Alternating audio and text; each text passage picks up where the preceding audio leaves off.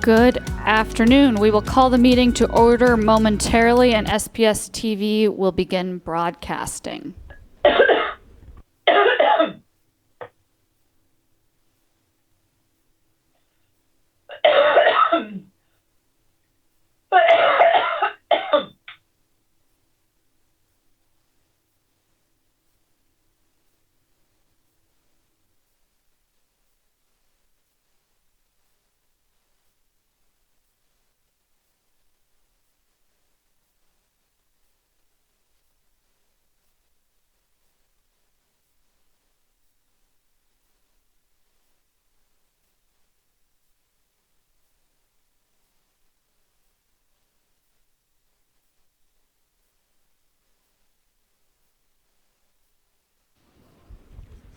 Check, check, check, check. Do you hear that?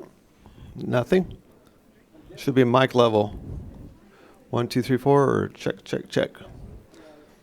All right. Check. I'm still talking. 1, 2, 3, 4, 5, 6, 7, 8. Did I sound good to you guys? Okay. All right, this is Director Top. We're still waiting on a quorum, but we will start momentarily. Thank you. Thank you, sir. Thank you. Brendan is online, just heads up.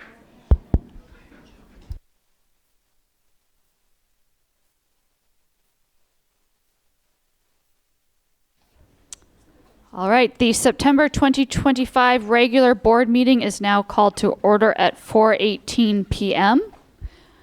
We would like to acknowledge that we are on ancestral lands and the traditional territories of the Puget Sound Coast Salish people.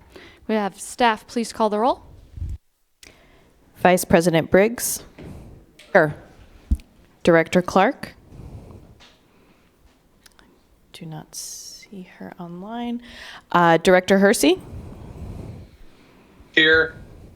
Director Mizrahi. Here. Director Rankin. Here. Director Sarju. Present. President Top. Here. Director Mangelson. Director Masudi. Here. Director Yoon. All right, thank you. All right, we have a lot going on. There are a lot of moving pieces to tonight's meeting, so we're going to keep things rolling, but I appreciate that we have our student board directors joining us for their first meeting, except for Director Yoon is back for another year, so we're so excited to have them be part of our board meeting this evening. As I mentioned, a lot going on just for board directors. Some things that are coming up. Just a reminder, we are in the middle of a superintendent search process. We have a meeting on September 26th from 2:30 to 7:30 p.m. With HYA and Mr. Ali.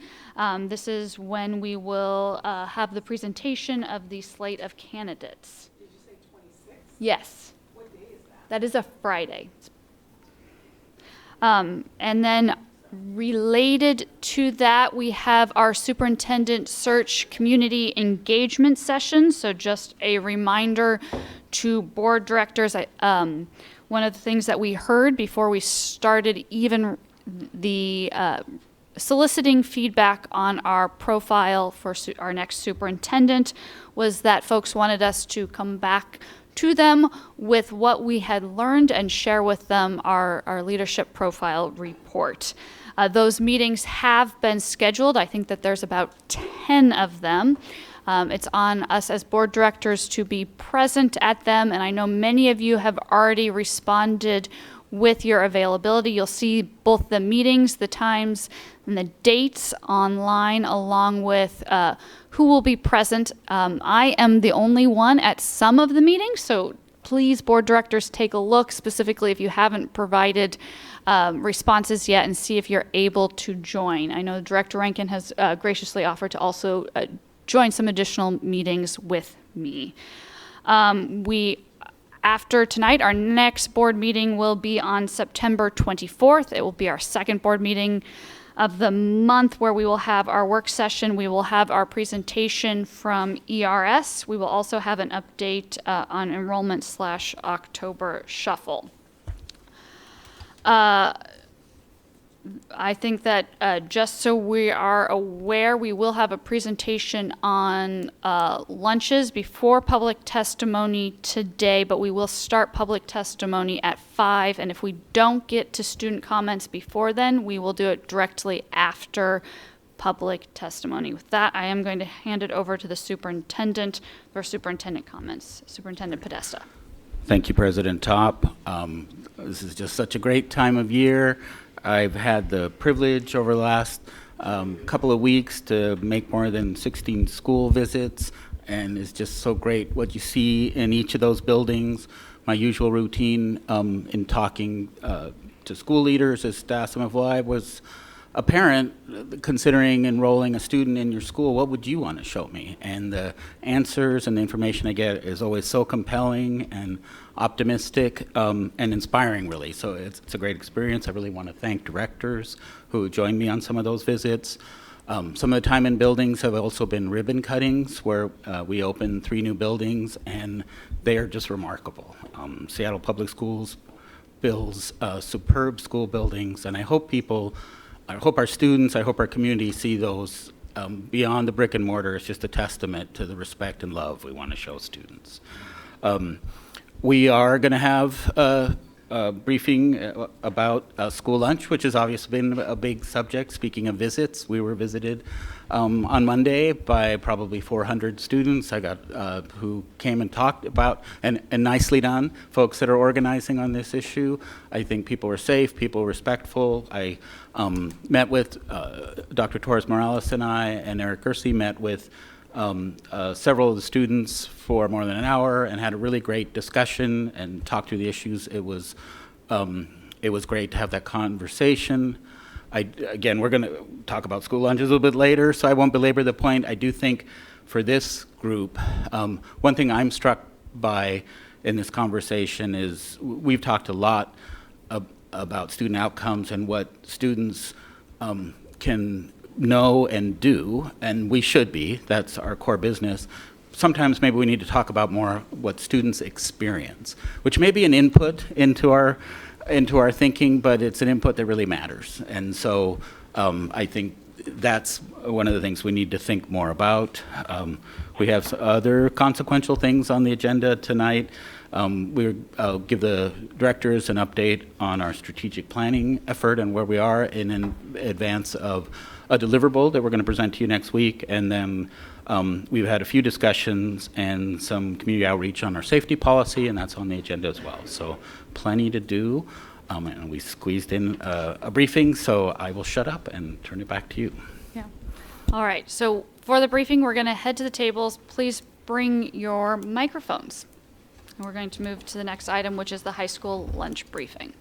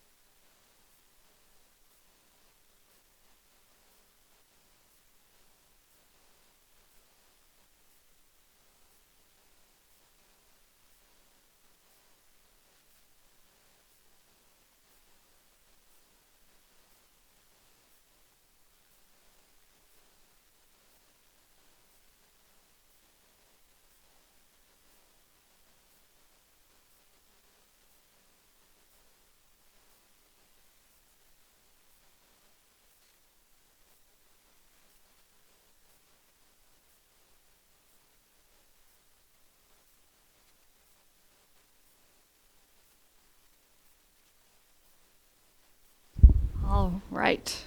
I feel like this U shape has gotten smaller for some reason, but it's next to be closer to folks. All right, so this is a briefing on our high school lunch program. This is obviously something that has gotten a lot of attention. We had students come out and protest, and I think that there have been many directors talking with student leaders at schools, Director Yoon organized a good office hours with Director Clark, Director Mizrahi, and myself and students as well. She was an amazing facilitator, as we heard from students on this specific topic. I think that it will be helpful for all of us just to have a common understanding of the facts and what's going on, and also sort of next steps. So with that, I'm going to turn it over to Superintendent Podesta. Thanks again, President Top. I just want to make a few points, and we'll ask Associate Superintendent Dr. Torres Morales to describe the complexity of this issue, and it is complex. There, are 4 interests we're really trying to balance around instructional time and making sure that everyone gets a break, teachers and staff included, making sure that we can keep campuses safe with and supervise and monitor activities across the high school campus, and then make sure everybody has access to food and meals wherever they get it, whether they get it from us or someone else. I do think, and you'll see that list that we were trying to balance, staff were trying to balance in establishing schedules and really a return to multiple lunches at comprehensive high schools, which has been the norm for many years. We drifted away from that because of the constraints around COVID, so we may have not really foreseen how big a change this was, because for the current cohort of high school students, they haven't experienced this before. And the 5th thing on that list, which everyone is making us very aware of now, is the non-class time for students to be with each other, to participate in other non-class activities. I said we were balancing 4 things. There's obviously a 5th. I will apologize again, and as many times as people would like. The way this happened is completely on us. It was a decision we made as we were planning for this year in the spring, and clearly it didn't land it right in buildings. There's perhaps a slight bit of a silver lining in that, is that will make us really focus on this issue, because we had underlying pre-existing issues with the high school day and achieving all these goals that matter. We've talked a little bit about this as a compliance issue. It isn't really so. We have to decide what it is we really want. I think our goals are already in alignment with contracts and board policy and state law. So I think we're going to have to prioritize. I'll borrow a line from myself that we talked about when we talked about wait lists, is compared to all the problems we could have, this is all in our control. This is something we made. This is something we can change. What we can't do is change how many minutes there are in a day, so we're going to have to prioritize. But this can be figured out. Like everything, not everyone's going to get everything they want, but it's a matter of establishing priorities, and if we make a change, we can unmake a change, we can refine a change. So I think what we're trying to accomplish today is just to explain how we got here, or what our goals and constraints are, talk about how we might be able to make it better, and then get your feedback. So I will turn it over to Dr. Torres Morales. Good evening, board directors. So we're going to start with one of the issues that came up in this is, why did the high schools have to go to 30-minute lunches? So that was one of the first things that arose. And so when we think about the number of instructional hours required for our high schools and for high school students, it's 1,080 instruction hours per year. So that's a best practice that we believe in, and also something that aligns with the state requirement. If you look at a lot of other states around the country, that is a pretty standard requirement. So there's a reason why we go in that direction as well. We're not an outlier in that. So our high school day starts at 8:50 and ends at 3:40. Passing time does count as instructional minutes. So when you put the 5 minutes passing on each side, those do get to count as instructional minutes. If there are lunch and clubs during lunch, those don't count. So your lunchtime doesn't count towards the instructional minutes, neither do clubs.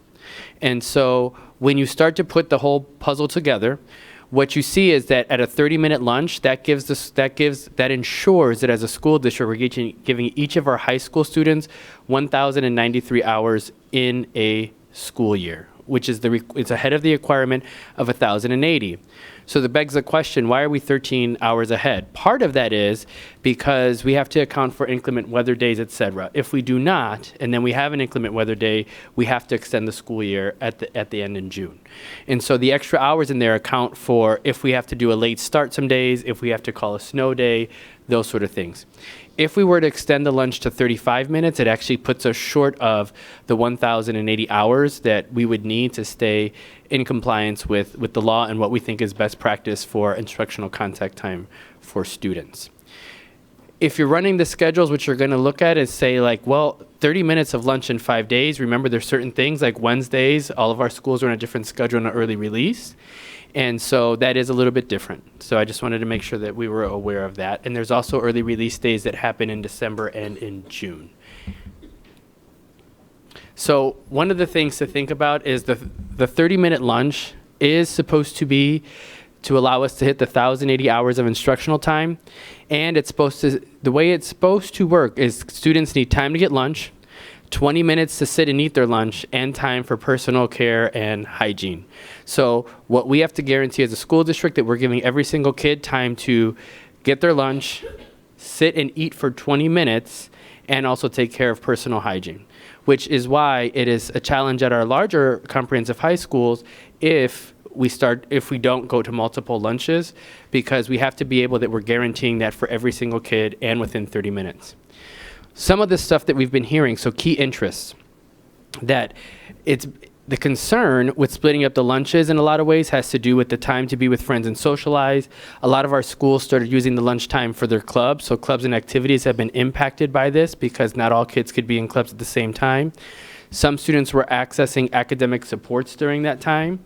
And there's also been some safety concerns about the number of students that would be together if we did one big lunch. And so that we wanted to call that out as well.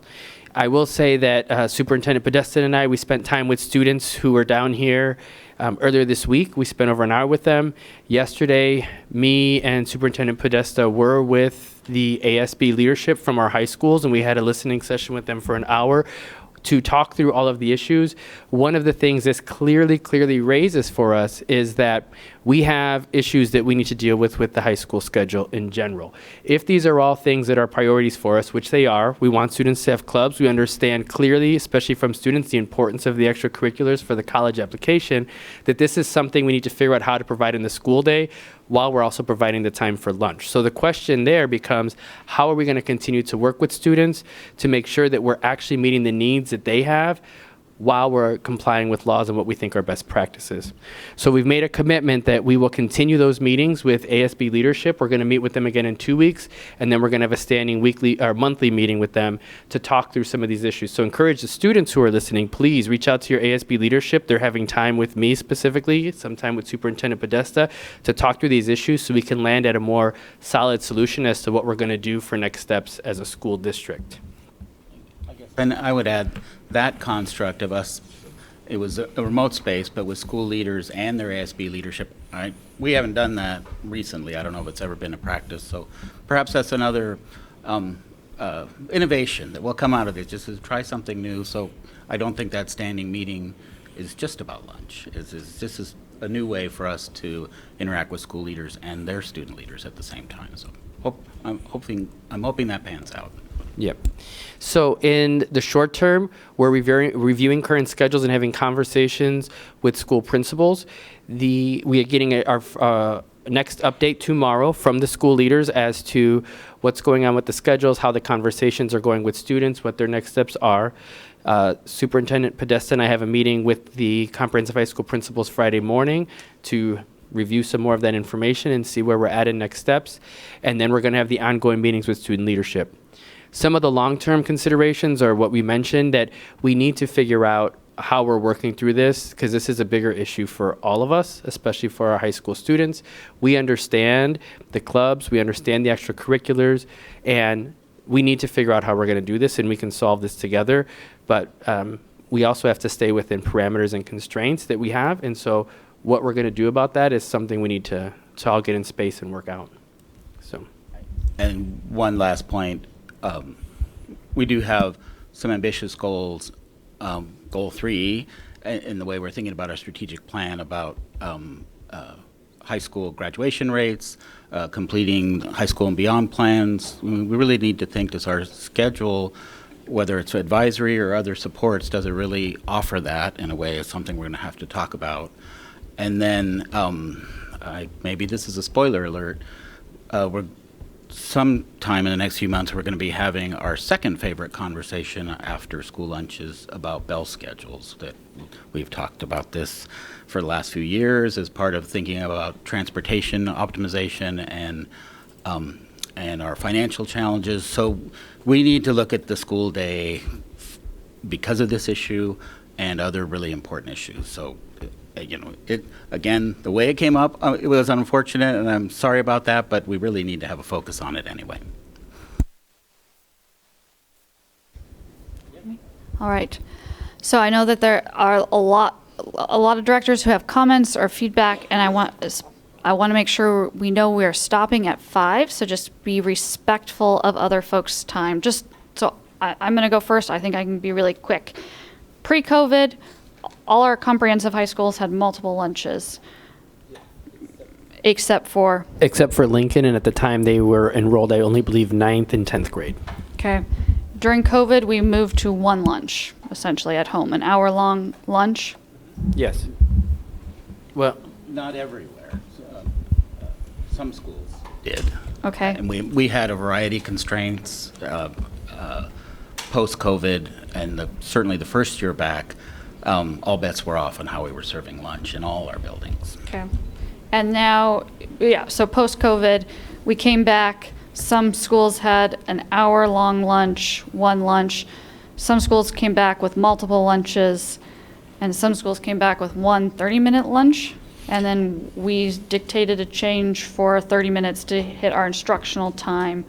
And then sort of what I'm hearing is from an operational perspective, both to make sure we're serving all the kids who need lunch, and also I think for a safety concern of splitting up lunches from one lunch to two lunches. a little bit, and it would be that for kids to get lunch, period, not just the kids we're serving. So even if you have, for example, your seniors going off campus, we still have to make sure that we're giving them enough time to go wherever they're going, be able to get a meal, sit for 20 minutes, use a restroom, get back and get into class. So it's not just about the kids who are getting lunch at school, but yes.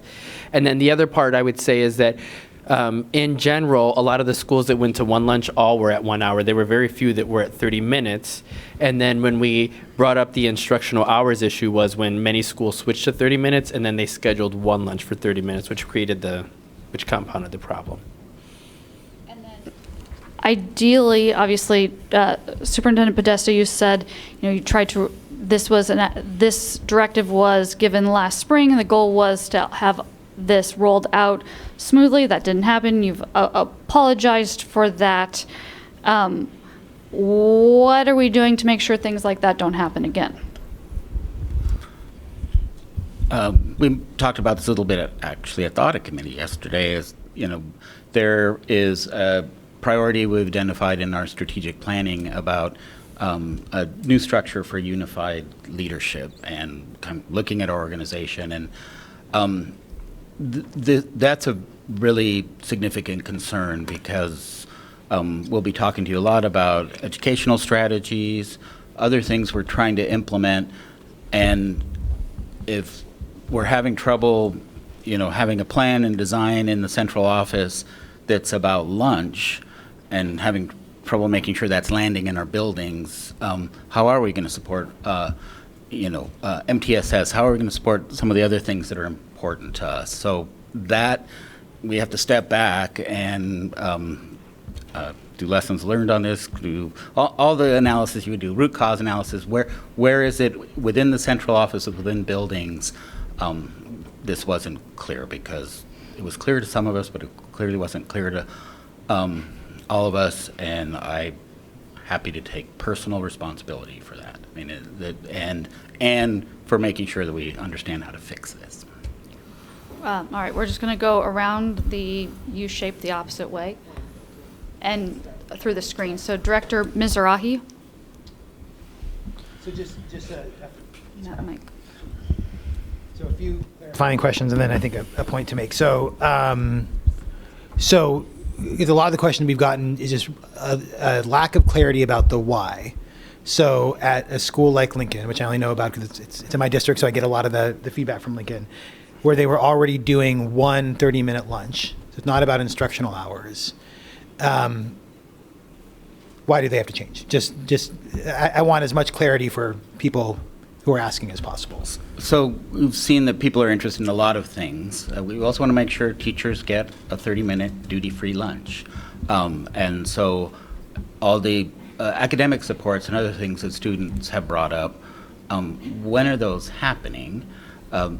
We want to make sure that we have supervisory plans in place that doesn't make sense to have a school as many students as attend Lincoln High School all in motion at the same time for 30 minutes. Is it feasible? Again, we want to make sure everyone has access to meals, whether they're getting them from our lunchroom or the surrounding neighborhood. It's hard to understand how this long list of interests everyone have can be accomplished for 1,700 students all in 30 minutes at the same time. We've had some really serious safety concerns and deaths near our campuses during lunch or lunch adjacent, and part of it is how many adults can supervise how many students at the same time. If half of them are in class, we know how they're being supervised. So that was a concern for comprehensive high schools. Is it practical to have everybody in motion at once, and can we manage that well? And it's more than just lunch. Okay, and then second clarifying question, and then I have a point to make, is the 20-minute seated lunch that you mentioned, Dr. Torres Morales. What is that based on? Because I looked at the WAC. I may have been looking at the wrong WAC, because that seemed like it was about K-5. So maybe there's a different law. There's What a is little that bit of based on? both. Okay, So the yeah. WAC there's two parts to the WAC, and the WAC is inclusive for all students. And so when you look at it, all of our elementary schools need to comply with Part 1 and Part 2, and all of our schools need to comply with Part 1. The 20-minute part comes in, one, is a best practice, but two, it's also in our board policy around 20 minutes to have seated lunch, time for 20 minutes of a seated lunch. So it's a board policy, okay. Okay, and then I guess the bigger question I have, and the point that I want to make is this question about why the rush. I mean, I appreciate you taking responsibility for it, but it does seem to me like we are putting the cart before the horse, because we're saying, no, we're going to do this, and then we're going to sort of do all this engagement afterwards to try and figure out how to work out the club situation, all the problems that are created from it.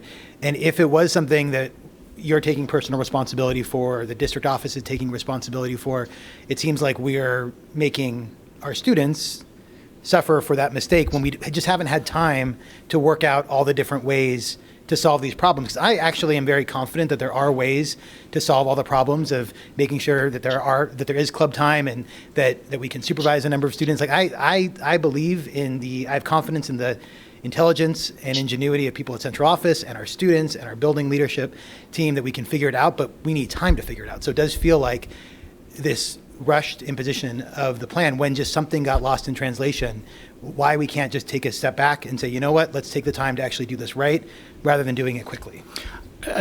I think we feel a sense of urgency because we think safety in particular, access to meals are important. Each day that we're not sure we're doing this, we're accepting a certain amount of risk, and made the call that we knew this would have impacts and we considered those, and we think they matter. And so continuing to operate this way isn't our recommendation. But just to be clear, we are going into it without a clear solution for the problems, like when clubs are going to occur. Again, we've operated comprehensive high schools like this for many years, so I don't know that we need to invent new ways. We had clubs, we had sports, we had, in 2019, our big schools had these kinds of schedules. So I think that to some degree, we can dust off strategies that we had in the past.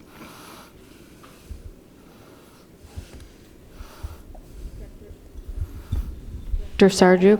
I know. I'm trying to gather myself here. We all make mistakes. Students make mistakes, parents make mistakes, school board directors make mistakes, principals make mistakes, superintendents make mistakes. We all make mistakes. What's important is how we recover from that. We're going to have spectacular wipeouts in our lifetime. It's not the wipeout, it's how we recover. If you think about athletes, downhill skiing, the agony of defeat, that slalom skier having a spectacular wipeout and getting back up on those skis. That's thing number one. So I'm not here to chastise or blame anybody. We're talking about students in the third person. I'm looking at any number of students in here. We've got student board directors, but we didn't engage them. They were not engaged before this was sent out. I think every one of the students in here can understand when we say there are laws that we have to comply by, non-negotiable. They know if they're speeding, if they're driving, if you're speeding and you run a red light, you're going to get a ticket and you're going to have to pay it. Consequences. We need this situation didn't have to happen like this. And we keep having these situations. So Superintendent Podesta, I hear you say this isn't about lunch. I'm not sure that students are convinced that anything's going to be different. We have to demonstrate to them that we're committed to including them in the decisions that impact them the most. So now, as a reaction, we're engaging with ASBs, right? And maybe in the future, that's going to be the way, but trust has been broken. We've had too many of these instances. When trust is broken, there has to be repair. And so it isn't just about school lunch. To the parents who've sent the hundreds of emails, if you don't get a response, it's because we can't respond. We're not, we're having this conversation. I mean, we can respond, but it would be performative. I'm not going to send you a response that says, oh, I'm so sorry. I didn't have anything to do with this. I found out the same way you did in an email.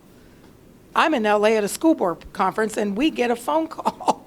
So I didn't know about this ahead of time. And this situation represents our deep, deep need to be proactive. We are always behind the 8 ball. Seattle Storm doesn't win that game last night without being proactive about the whooping that they took on Sunday. They came out and they played differently and they won a game. They don't win that game without actually stepping back and saying, that whooping was so bad, do we want to have that again in front of our hometown fans? No. They went back to the drawing board and they won the game. We have student board directors. Did I already say that? They're here for us to utilize them. This is not performance for them. Director Yoon doesn't do this twice because she likes the game that we're playing. She's trying to build her leadership schools. Let's start utilizing our students, unless we're actually not preparing our students in our comprehensive high schools to do critical thinking, to understand how the legal system and our school board and our school district work. If that's not what we're doing, then we don't need to engage them. But I believe it's what we are doing, it's what we should be doing, and I believe they can actually be part of the solution. We just need to give them that opportunity. Director Masudi, do you have any comments? Nope. All right, we'll go to Director Clark.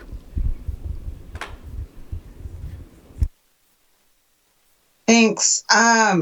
So I guess first I just want to say that I appreciate just the acknowledgement of where we are and what happened. And I hope that this situation has highlighted the importance that we listen to our students. I really appreciate them speaking up and, on Monday to speak out against the split lunch. And I had some great conversations with students that day as well. as the listening session or office hours that we held later in the day. I was an SPS student too.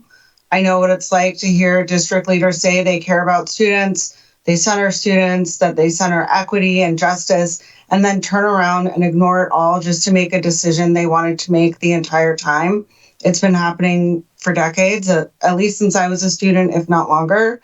And I vowed when I was appointed to this office that I would do everything in my power to disrupt and break this cycle, that I would not let this district keep saying they center students and then disregard them in actual decision making and implementation. From what I understand in talking to the students, there are different issues that have come up at every single high school. And I don't see how you all can create a one size fits all solution in less than 3 weeks to fix this problem.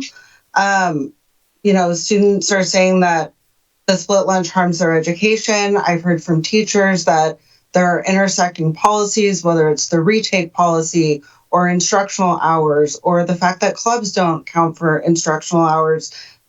This is just a mess. And I also feel that this proposal violated one of our guardrails, that the superintendent won't make major decisions or bring major recommendations to the board without first implementing an engagement strategy with students, parents, teachers, and community members. So I don't see how we can do all of that before October 6th. WASA has a model policy that major operational changes must come before the board for approval. And I know that we are trying to move away from being involved in operational decisions, but given the circumstances and the fact that we have so many additional changes in our high schools coming to meet goal 3, I feel like we might want to consider a 1-year policy that would require this to happen to help us work out the bumps with community engagement, and just kind of build the muscle that we don't have that keeps leading us back to this place over and over again. I really do expect the superintendent and staff to solve these problems, roll back the splits for now and start over, do the engagement with each school community, address the policies that intersect and cause issues for students and staff, and bring that proposal back to the board and share your plan with us. If that doesn't happen, then I think we need to come back and consider this WASDA model policy. As you guys said, to meet goal 3, we have to get this right. And I think that getting it right means including student voice in all of it. So no questions. Thanks. Director Yoon? Thank you. I have a comment and a question. So my first comment is I would like to thank Dr. Doris Molas and Deputy Chief Gersey for hosting the initial ASB leadership meeting. This is something we have been talking about for a very long time and over the summer, and we wanted to set this as our main goal, to have some kind of platform where we could go to student representatives from different districts and areas to talk about the issues they're facing. I would have, or me, Director Masudi and Mangelson would have appreciated if there was more communication to us. I understood it from just receiving the invite what this was, but they probably didn't, and I was in the same position last year of being a student board member for the first time, and I just wanted to point that out, that more communication, and maybe just an email like, hey, your presence would be appreciated here because we need you to speak on this, that would be really helpful, because we really do understand that you're trying your best, and understand that it may be hard to communicate with multiple groups at the same time, but just wanted to point that out. And my other comment was how student voice and student feedback are two different things. Now, this kind of reiterates what Director Sarju said. Student feedback is more of something that is a reaction. students are giving feedback on a decision that has already been made or policies that have already been affecting them. Student voice is something that students, they express their opinions, their thoughts on a decision that is about to be made. We're incorporating what they think and how it's going to affect them. That's why we call it student voice, because we want to make sure the decisions we made and put in place reflect of the lives they have every day at the school buildings. So I just wanted to point that out, that there's a difference between student feedback and voice, and one shouldn't outbalance the other. And I appreciate the efforts to trying to balance student voice and feedback right now as the result of this situation, but I wanted to point that out. Thank you. Oh, I wanted to give Vice President Briggs and Director Rankin time, so I can ask my question later if we're going to come back to the table. Go ahead and ask your question. My question was, so right now at Ballard, or my freshman year at Ballard, we had an hour lunch including passing period, and right now we have a little bit over a 30-minute lunch, and we have replaced that time, or 1 hour lunch time, with a 10-minute period between second and third. So at the start of third period, we have like a 10-minute advisory block, and we don't do anything in that period. I don't know if this is the same for other schools. I know Lincoln has a 20-minute advisory period, but teachers are sitting there and they want to use the restroom and they can't go because they have to stay with us in the classroom. So although I really respect that you're trying to follow the state laws, I also want to point out that we should really not just be following and making decisions that match the state law. We should also be making decisions that fill in and go through those obstacles of how it's affecting students. Just putting in extra 10 minutes there during the day kind of wastes everyone's time, and it definitely could be utilized more efficiently with test retakes or any other club activities that we want to use during that time. So I just wanted to ask how we are trying to solve that issue. Sorry, it was really long. Thank you, Director Yoon. And so that was part of why we did the extension until October the 6th, because part of it that we were hearing clearly from you all is that we need to have more conversation. And we 100% understand that this is school dependent because we've heard different issues from different schools. So, for example, I know I got an update on Ballard today that you all have not implemented the lunch schedule yet because the principal's working on engagement with students to discuss issues such as the one that you just brought up. But in terms of that, I think for me, that's why it's important that we continue this conversation beyond this. Once this is solved and it's moved, we need to keep talking with students about the schedule and what's happening and what needs to happen and what's missing, because it shouldn't be that if you did get an advisory period that it's 10 minutes of what you just said. I don't know, I haven't been there, but it needs to be something more substantive, and we need to know that so we can have the conversation and we can support the educators in that. So, thank you. Was that advisory, well, you haven't gone to a split lunch schedule, so that was just the schedule at the start of the school year with one lunch? I'm just trying to understand it. Yes. So, and again, that time, wherever it is, whether it's one advisory or as part of a 30-minute lunch where we're trying to do many, many things, that's, I think, kind of the base problem to solve is 30 minutes can't be all these things. It just can't. And so we're going to have to figure something deeper out. I just wanted to add on, the issue wasn't about the shortening of the lunch, it's just that we're putting in extra time into classes when they aren't serving a purpose. Right. And I think we need to take in consideration of how it's actually affecting students and teachers in a building. To me, what I'm hearing, and correct me if I'm wrong, is that we need to look at the whole day's schedule to try to get to a schedule that makes sense for all we're balancing many, many different interests, but it seemed like that had already been in the plan and is questionable, so we'll have to look at that schedule. So we are going to get to Director Briggs and Director Rankin. We have about 5 o'clock. I try to strictly start public testimony at 5 o'clock. I'm going to apologize in advance that we're going to go till probably about 5:10. We'll start public testimony about 5:10. We have about a third of the folks here talking about lunch, but there are 2/3 here talking about other issues. So with that, Director Briggs. Okay, thanks. I'll try to be as quick as possible. So I think what I'm hearing from a lot of people, including my own 2 high schoolers and their friends, is that all of these problems that have been identified are not problems that they're experiencing. So, and I'm hearing this at multiple schools, that there isn't actually an issue with getting kids through the line at lunch.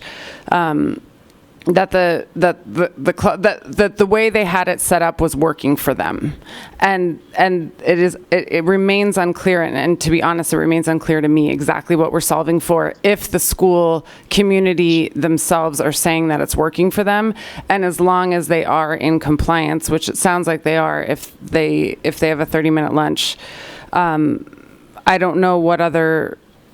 I just don't think. It's really hard to tell people that they're having an experience that they're not having, I guess is what I'm saying. And what I'm hearing is that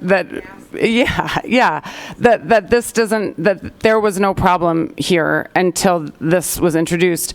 So I guess what I'm wondering, and this is my question, as long as there are no state laws being broken, why can we not leave it up to individual schools to determine what works best for their school community, as long as they're in compliance? Otherwise, that's basically it.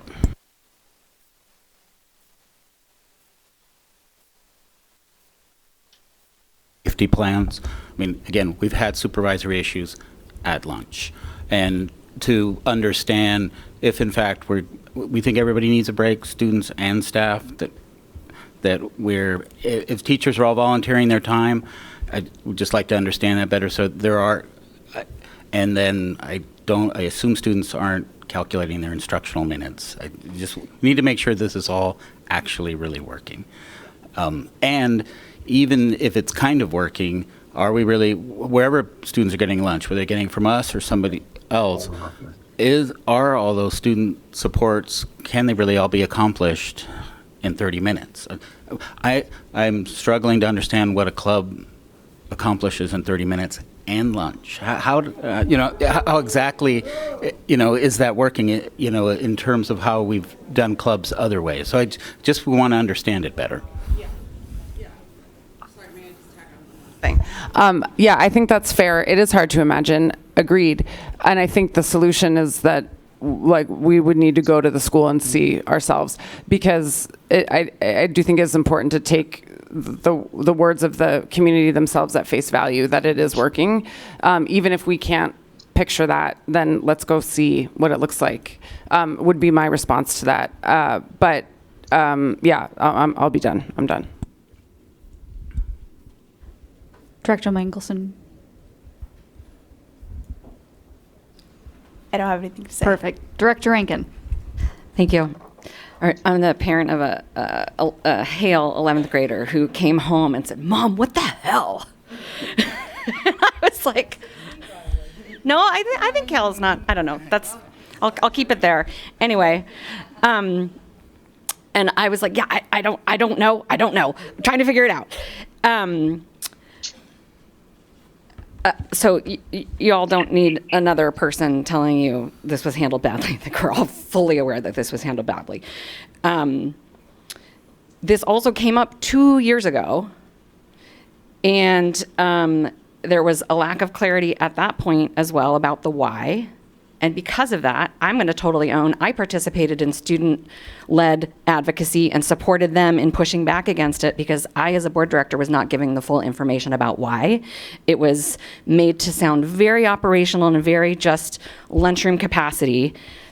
I supported students. We, counted lunches and figured out that, okay, if you have under 300 lunches served, it's okay. So we thought, okay, that was kind of a weird thing to make a deal out of when there was such an easy solution. But it turns out that wasn't the whole picture. And so really, this should have been put to rest 2 years ago, because we should have had a real conversation about the why, what are the problems we're trying to solve, bring people who are going to be impacted into it, and we can figure it out. So I will own my own participation in that, because I think that's important for us to recognize where our roles are and how we do or don't support progress towards our goals. this time around, I think the whys may still exist, may still be important.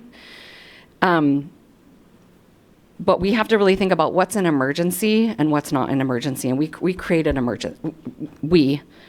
an emergency where there wasn't one. And the people who are the most responsible for it are actually the least impacted. The kids are the ones that are being the most impacted. And they were incredible in their organization and mobilization across schools. They sent out translated materials, which we, the adults, do not always do. They sent out translated materials to their peers.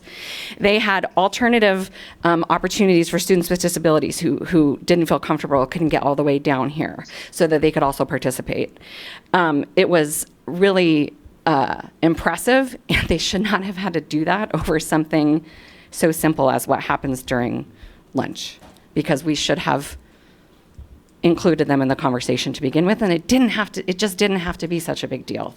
It's literally day to day. Lunch happens every day. But to take us up a level, I don't want to be involved in individual school lunchtimes as a board member. I really don't. And where we, the board, are responsible for making, because this my experience as a community member before coming to the board, as a board member and since, has been, we all write our speeches to get us claps and snaps, and then go home. And we don't change a policy. We don't hold anybody accountable. We vote on extending the superintendent's contract. We vote yes on the budget.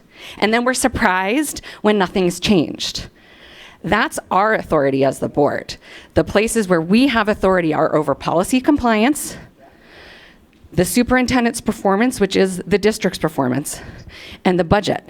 And if we sit in progress monitoring sessions and don't say anything and accept no growth, if we extend contracts and don't stand behind performance reviews, and if we approve budgets with no changes that we've asked for, we're enabling the system to continue, and it's totally disingenuous for us to be surprised that nothing has changed. So that is actually the power that we do have. What I see as the issues are what I just named for us, the board, and then clearly personnel and internal accountability mechanisms, because there was just so much confusion. And I know that these are not new. These didn't happen overnight for you all. But what we need to understand, what are the requirements for students during the day? What are the priorities that students have? And do they align with the priorities of the full community? I would say, I mean, this is me making a suggestion, but part of the strategic plan probably needs to be a high school instructional day task force, where they receive the information, the task force has the information. Here's state statute, here's these other restrictions, here's this, here's that. Task force of a couple principals, some students, parents, central office staff. What would it look like to actually design the high school day around the high school student? And then worry about and educators too obviously would be part of that. But too often what I have seen over the last 10 years is, oh, we can't do that because it's in the contract. Oh, we can't do that because it's here. We can't do that because it's here. The board has actually given away so many things that we do have authority over into other places. The board is legally entitled to setting the length of the school day and setting the school calendar. Those have been given away into other agreements. So if this task force wants to make recommendations about what needs to happen during a high school instructional day, that can come to the board as a recommendation. And then school buildings can know, here's what you're required to do, here's what you can't do. But within that, do what makes sense for your school. The problem that we have is we don't set the clear boundaries. And then when people step over an imaginary line, then either the board smacks down staff or staff smacks down the building leaders. But we haven't been clear about what is and isn't in bounds. And that's also on us. So my question for you, Fred, is I know that you're in this position as an interim. And I know that even though I appreciate you taking responsibility, you didn't create all these problems overnight, but you are in the position to do something about them. So, and you've been around long enough to know kind of where the barriers are. So I'm going to ask my colleagues, if we can be really clear with Mr. Podesta about what we will and won't be okay with him doing in terms of personnel instructional organization. I am going to tell you right now, me personally, Fred, and this isn't a vote we need to take, but in a memo I sent to the board, it had some identified priorities about we need to be clear about what we expect from you structurally, what can happen before a permanent superintendent comes in. And I understand you don't want to do wholesale everything because somebody else is going to come in, but you know where the problems are. I support you in your full authority as superintendent as authorized by the board in making decisions that you need to make, including personnel and organizational chart decisions. And I would ask my colleagues, maybe not right now, but to be very clear at some point with Mr. Podesta what the board will and won't support in terms of making changes, because we keep hitting these same problems. And the only way we're going to stop it is if we insist on actual change. So I do think we all did make a commitment that the expectations and the evaluation instrument for whatever my interim assignment is needs to be agreed to by October 15th. So that might be a way for you all to give that direction. It's feeling like, I don't know if I'll make it to October 15th right now, but be that as it may, but be that as it may, there is a vehicle for us to have this discussion that maybe doesn't have to affect board policy. There seems to be a rational way to get there, but that would be my 2 cents. We are 2 minutes over or 12 minutes over from our public testimony. So I'm going to ask directors to please quickly go back to the dais and we will start public testimony. And once again, I'm sorry for starting 12 minutes late for folks who've given their valuable time to be here this evening. And we will be back at the U later in the meeting after business for some work session updates.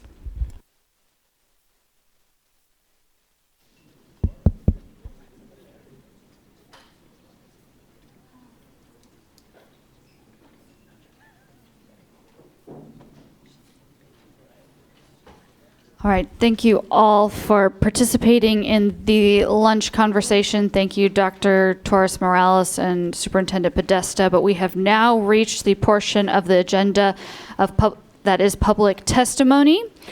Board Procedure 1430 BP provides our rules for public testimony. The board expects the same standard of civility for those participating in public comment as the board expects of itself. As board president, I have the right, and I will interrupt any speaker who fails to observe the standard of civility required by our procedure. A speaker who refuses or fails to comply with these guidelines or who otherwise substantially disrupts the orderly operation of this meeting may be asked to leave the meeting. Public comment is 2 minutes. When the time is up, there is a little dinging and there's a red light on the podium, and then if you keep going past that, I will say thank you. Please conclude your remarks. But with that, I'm going to pass it over to staff to summarize a few additional points and read off the testimony speakers. Thank you, President Top. The board will take testimony from those on the testimony list and will go to the waiting list if we are missing speakers. Please wait until called to approach the podium or unmute, and only one person may speak at a time. The board's procedure provides that most of your time should be spent on the topic you signed up to speak to. Speakers may cede their time to another person, but this must be done when the listed speaker is called. Time isn't restarted and the total time remains 2 minutes. The timer at the podium will indicate the time remaining for speakers here in person. When the light is red and a beep sounds, it means that your time has been exhausted and the next speaker will be called. For those joining by phone, the beep will be the indication that time has been exhausted. Moving into our list now, for those joining by phone, please press *6 to unmute on the conference line. And for everyone, please do reintroduce yourself when called, as I may miss some pronunciations as we move through today's list. The first speaker on the list is Nico Bacon. Do I just go? Okay. Hi, I'm Nico, senior at Ballard. It's come to my attention that nearly everyone in this building was in the dark about the plans to split our lunches, and there's a lull in leadership and navigating this change that we've been informed is inevitable. I'm here to ask you questions about your considerations and motivations in relation to lunch. I've also passed out a sheet with a more comprehensive list of questions I think deserve to be answered. Firstly, if we are splitting lunch, how are our SPED staff and students being accommodated? Lunch is currently used as a space to collaborate with support systems for students with IEPs and 504s, and a split will mean that many students will be separated from their support staff. Furthermore, where will we be building community? I've heard repeatedly that we'll have to shift to before or after school, and that is not an equitable substitution. There are too many school-based extracurriculars happening directly after the bell rings, not to mention our families and jobs. In that same vein, how will our historically marginalized students find and create safe spaces if we are splitting lunch? At Ballard, the vast majority of our student unions meet during lunch. In these, we work to build community and find ways to get representation within our buildings. Also, how are we going to bounce back from COVID-based social deficits? Lunch is the only real opportunity during the day to interact with peers in an unstructured and non-academic environment. With heightened rates of anxiety and depression in teens, it is critical to provide in-person spaces for interaction that aren't tied to academic performance. If lunch is split, when are test retakes happening?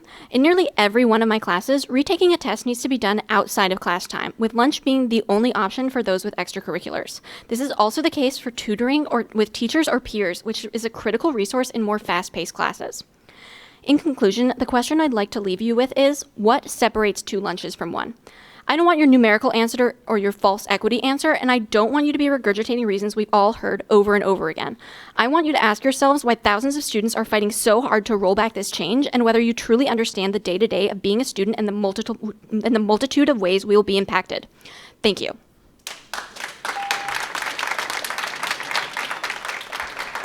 The next speaker is Jose Vargas. Hi, this is Jose. I'm ceding my time to Alicia Winger. Hi, I'm Alicia Winger. I'm a Bridges transition teacher at the Southwest campus. I first want to acknowledge that during the July and August board meetings to approve to moving our Southwest programs out of the Rox Hill Annex campus, some board members expressed hesitance to sign off on a plan that did not highlight specific deadlines or action steps for supports and resources to our programs. Yet, here we are. 2 weeks into school with minimum resources or supports from our district to create and foster a meaningful learning environment for our most impacted students. Our most impacted students. By moving us out of the Rox Hill Annex, this removed important necessary resources and isolated those students from independence and community-based instruction even more than before. The move was rushed, and teachers and staff are the ones that are having to patch the holes and figure out all of the meaningful solutions around all the challenges we are facing. And what we are asking for is that leadership listens to us, not just hears us, listens to us, makes action, and is willing to provide the supports we need to ensure our students are able to continue growing through this transitional stage of their education. It is not okay. Please support our students and make actionable change, not just hear us. Thank you.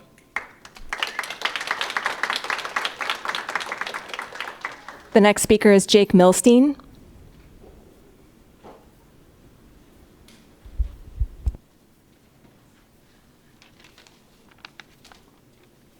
Hi, I'm here to talk to you about two different issues. Each one impacts one of my children. The teacher shortage at Blaine K-8 and the two-lunch problem at the high schools. First, the high school issue. When I look at the backgrounds of our administrators and our board members, I see Stanford, Harvard, Brandeis, Oregon, Duke, Purdue, UW, and many others. Getting into those schools today is harder than ever, harder than it was pre-pandemic. But two lunches means cutting clubs, cutting time with teachers, cutting time to make up tests.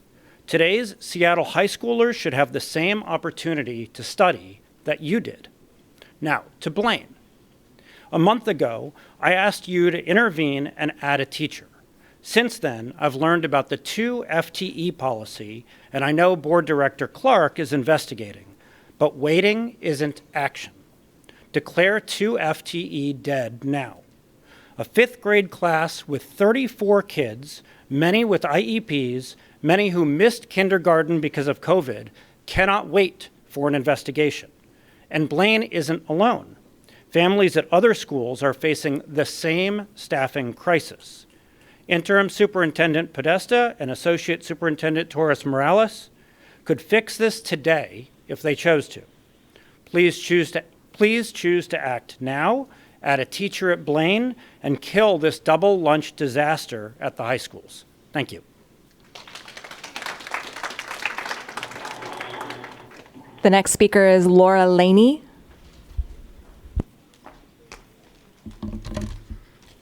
Hello, my name is Laura Laney. I am the Ballard High School activity coordinator, and I am here representing students, but they represented themselves so well already. Thank you, Nico.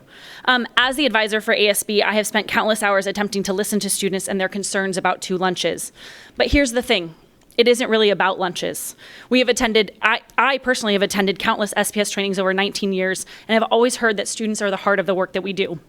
And I'm standing here and I'm listening to families and students say, students are not being listened to, families are not being listened to, concerns are not being addressed. And so I'd like to conclude with what Nico said earlier. The question I'd like to leave you with is, what separates 2 lunches from 1? I don't want your numerical answer or your false equity answer. I don't want you to be regurgitating reasons we've all heard over and over again. I want to ask yourself why thousands of students are fighting so hard to roll back this change, and whether you truly understand the day-to-day of being a student and the multitude of ways that we will be impacted. Thank you. The next speaker is UT Hawkins.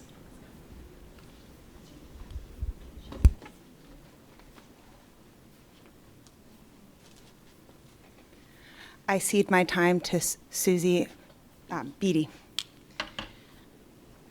Hi, I'm here to speak for the people who cannot speak for themselves. Cognitively struggling, hygiene-lacking students who have no classroom hand-washing facilities, toilets, or showers is unsanitary, unhealthy, and unfair. According to WAC, adequate, conveniently located toilet and hand-washing facilities shall be provided for students and employees. Conveniently located. Is 568 feet convenient? That's nearly 2 football fields from our portable 4 to the one Bridges designated bathroom, which is not ADA compliant. For all Bridges students entering the high school for any reason, they must be accompanied by student staff. And when there's a class full of students, their needs do not align at the very same time. This causes staff shortages in classrooms, especially the many Bridges classrooms that are currently short-staffed. And when illness happens and out-of-control fluids leave the body, how are we expected to support these students with no soap and water in our classroom? Or when this sick student needs immediate bathroom care, a wipey can only go so far. Security is not existent, the first and foremost reason we were told we were moving, and there's no admin on site. Another statement we were told. There's no kitchen space for our students to work on their life skills, something our program boasts we work on. There's no quiet space for students, which is essential in this population and required for some IEPs. We have no gym, which provided an outlet for those with excess energy. Our community was walkable from Rocks Hill. We easily access stores and restaurants. The proximity to Metro has increased our commute times by almost an hour. Students' IEPs are not getting met because of this hastily made decision to move the Bridges students. What if these students were your sons and daughters? Would you make different choices so that your child's needs were met? Please consider these students as if they were your own child and provide them with the opportunities they deserve. Thank you.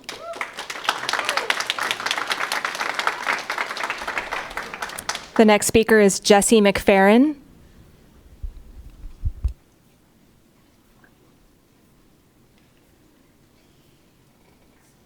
Hello, my name is Jesse McFerrin. I'm a teacher in North Seattle, and my school has been partnering with the Urban Native Education Alliance for the last 7 years.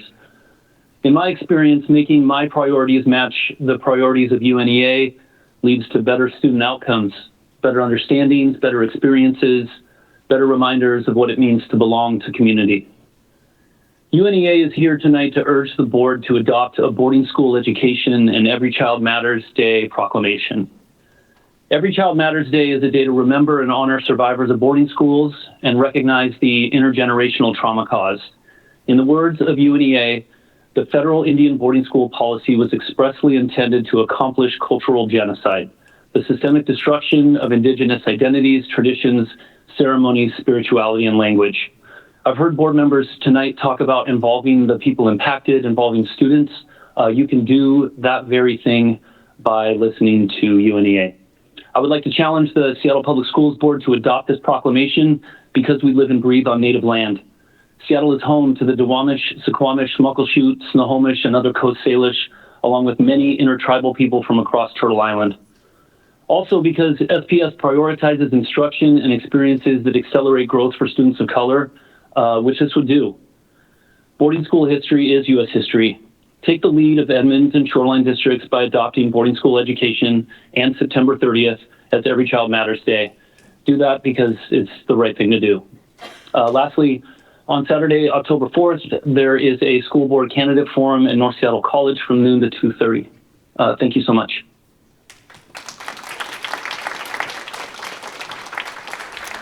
The next speaker is Holly Mendez. I cede my time to Sophie Nelson. Hi, my name is Sophie Nelson, and I am one of the teachers who moved back to Rainier Beach High School this year with the Bridges program. Despite knowing about the move back to Beach and the influx of students rising into the program for several years, the spaces given to Bridges were not planned with the students' IEP needs and safety and support needs in mind. At Beach, we have 4 high-support special ed classrooms with only 3 instructional spaces. My classroom does not have windows and is on a different floor away from the other Bridges classrooms.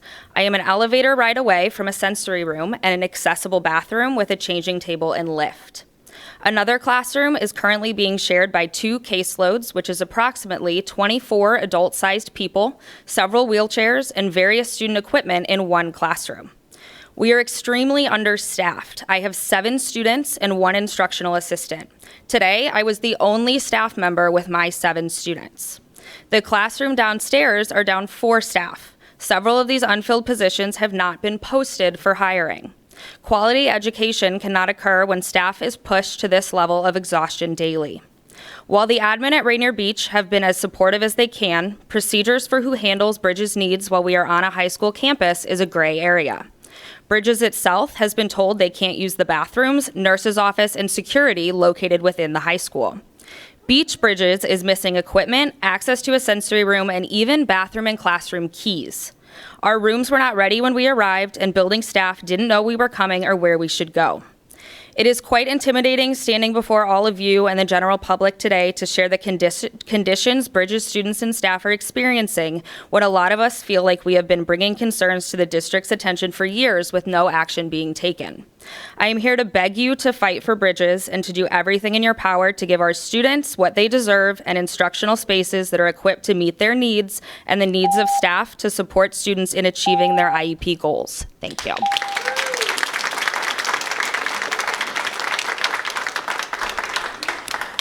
The next speaker is Willow Milstein.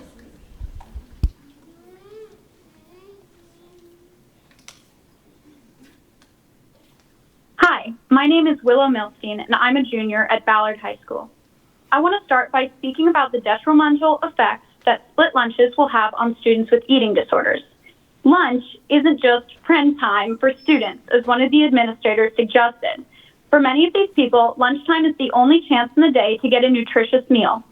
And often that happens only because they feel comfortable and safe eating with their friends. That sense of community, sitting together surrounded by the people they trust, makes it possible for students with eating disorders to eat. By splitting lunches, we risk breaking apart their critical support systems.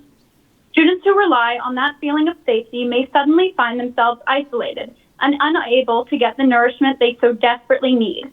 What's meant to be a simple scheduling decision could have serious consequences, leaving some of our most vulnerable students without the nutrition they need to be healthy and successful in school.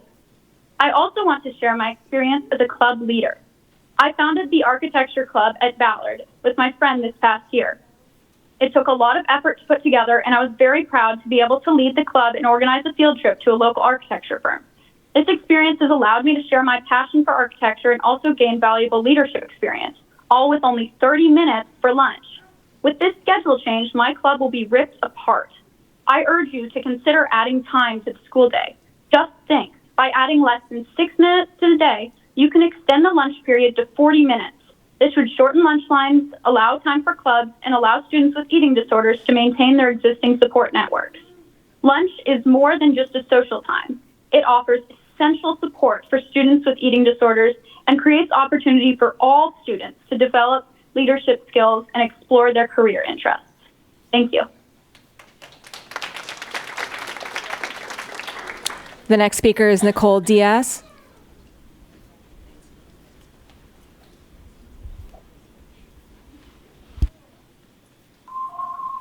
Hello, this is Nikki Diaz. I cede my time to FDA Vice President Davina Diaz. Thank you, Nikki. Hello, I'm Davina Diaz, the Vice President of Seattle Education Association, and I'm reading testimony from a member, Sarah Mead, a paraprofessional at Bridges, Rainier Beach. I have worked in Bridges program for 6 years and an SPS employee for 12. I absolutely love my job. However, in the past 3 years, I have never felt so disrespected, not only for myself, but for my coworkers and students that are in the Bridges program. Bridges is without constant and immediate medical care support. It is unsafe and inappropriate. The district does not prioritize professional development for Bridges educators and gives no release time to take their professional development focused on first aid and CPR, especially since we are often out in the community with our students. There have been times we've asked for bandages, ice packs, gauze, and other standard first aid items only to be pushed back. There is one nurse for Bridges who is amazing, but she is the only Bridges nurse on Mondays. If Bridges is in a school building, we receive resistance because we are not a part of the school. If someone gets hurt, teachers and paras are the primary nurses. If a student requires medication, we are trained to give medications to our student of care, but we have no extra guidance or support other than calling 911. Bridges staff has been told that the program is getting larger. However, it comes to space and we are given very little to which to work with. We are put in portables removed from water stations and bathrooms and the school community. Thank you.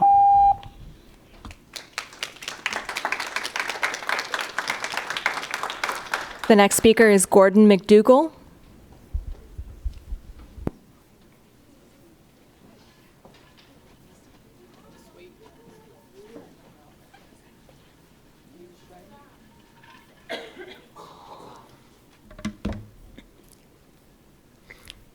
Good evening.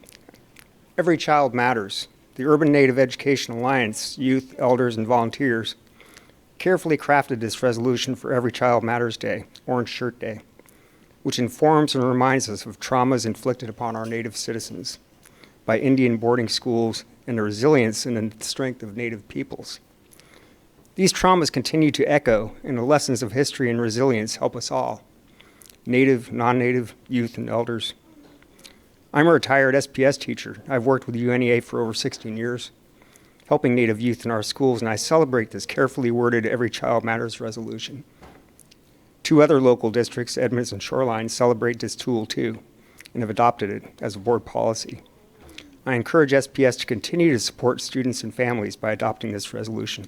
I cede the remainder of my time to Sandra LaFontaine, Colville Confederated Tribal Elder. I'm a boarding school survivor. My experience was different because I went voluntarily. I wasn't dragged from my home, my community, to be sent away to a boarding school. My mom didn't have a choice. My mother-in-law didn't have a choice. They were forced to go, to leave family and home cultural identity behind. This history needs to be shared. It is a part of the shamed American experience. This has affected many families with the trauma, generational trauma, like I said. History like slavery, Japanese internment, World War II, they are taught in schools. Why not Native American boarding schools history?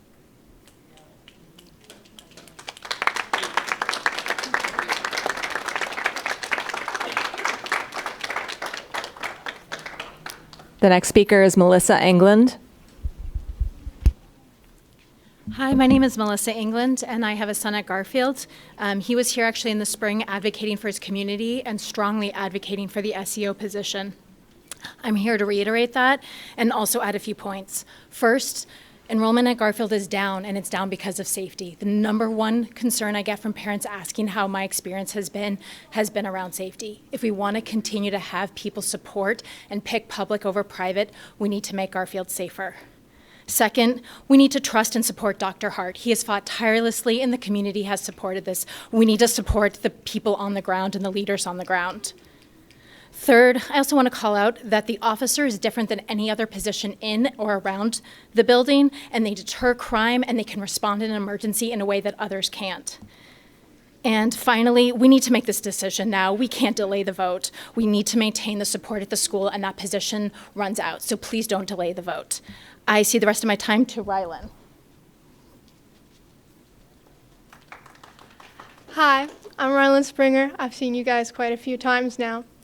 The irony is not lost on me that most people in this room are gathered to speak about school lunches. At Garfield, surviving school lunch is not a guarantee. The irony is not lost on me that most people gathered at this board meeting are here to fight for their clubs.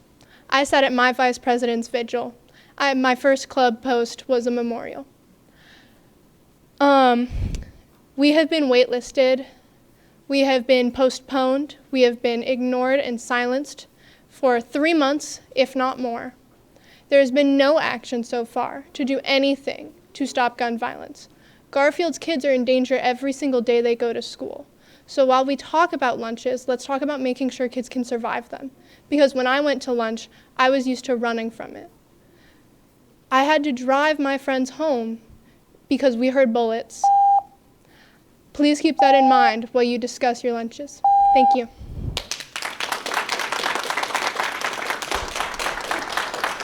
The next speaker is Karen Zaug Black.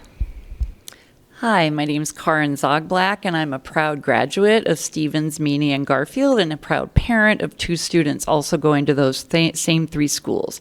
I'm here to speak in support of the SEO pilot program at Garfield. Gun violence continues to affect students and schools and families across the U.S. in Seattle, and particularly at Garfield. My daughter's best friend was the student who was shot at the bus stop. And our entire community has continued to mourn the loss of Amar Murphy Payne and other students lost to gun violence, and we're seeing it firsthand every day. Keeping our students safe is a top priority, and one that we should be utilizing every different possible tool or support that we can. Garfield has a long history of successfully having a safety officer at our school who is trained to help notice when people that aren't supposed to be on campus are arriving near our school. So I would like to say, please support the pilot program. This will allow us to gather more data and feedback about how the safety officer can complement with our other safety enhancing strategies that we are utilizing at Garfield, and that can also help benefit schools across the district.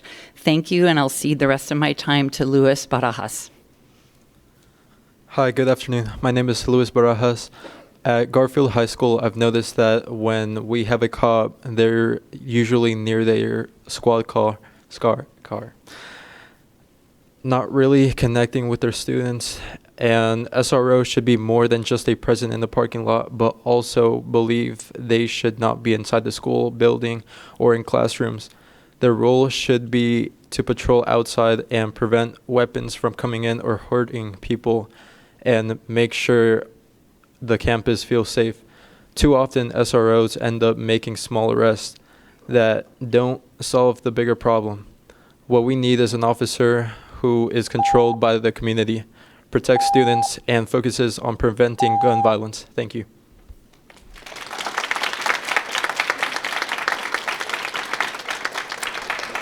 The next speaker is Jennifer Marquardt.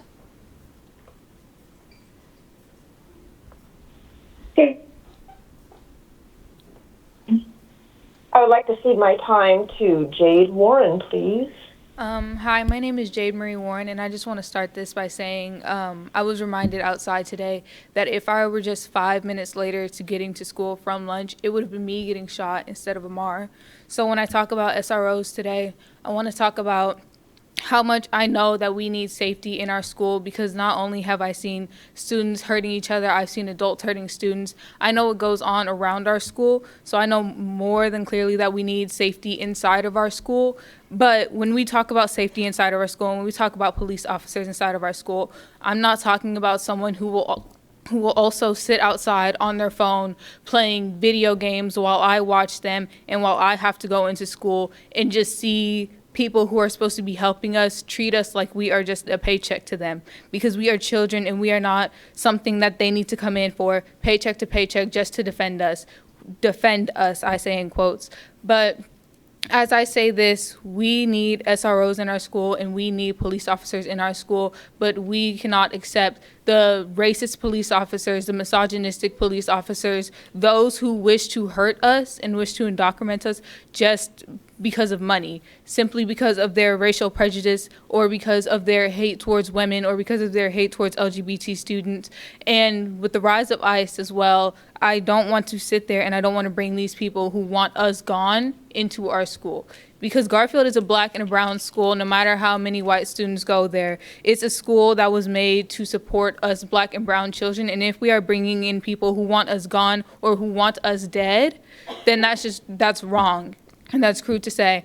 So here I am today asking for SROs who want to be a part of our community, who want to get to know us as children, and who see us as more than just color or as more than just money or as more than just immigrants. Those are the people who need to be in our schools protecting us, the people who want to protect us. Thank you.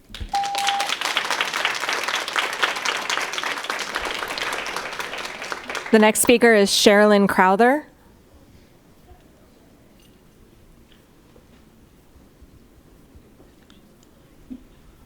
Hello, this is Sherilyn Crowther with the Seattle Special Education PTSA. I am stuck in traffic and I am rewriting my testimony. I am here to talk about the Bridges program in Southwest Seattle, although I'm also amazed at the problems in South Seattle at Rainier Beach, a brand new program. I speak both as a board member with the Seattle Special Education PTSA and as the parent of a Bridges student. I will not go through the list that you have heard about the problems with the location, but I want to explain to everyone else hearing, Bridges is a federally required program that transitions students ages 18 through 21 from special education and out of the system. They need to have job training, life skills training, and preparation for future education and employment. Something as basic as an ADA compliant portable restroom will immediately solve one of the biggest issues, the bathroom. Toileting is a very real issue with many of the students that are in Bridges. I also want to talk about the fact that my son will go every day to a location where he practices work, where he is gaining skills so that when he gets out of Bridges program, he can find a meaningful activity in his life, whether that is paid or through volunteer work. I want you to understand that the students who are at the Bridges program at Beach, at Self, and like my son at Ingram, are human. They are students. They are SPS students. To hear the abysmal conditions that they are dealing with in locations is so disheartening. Thank you.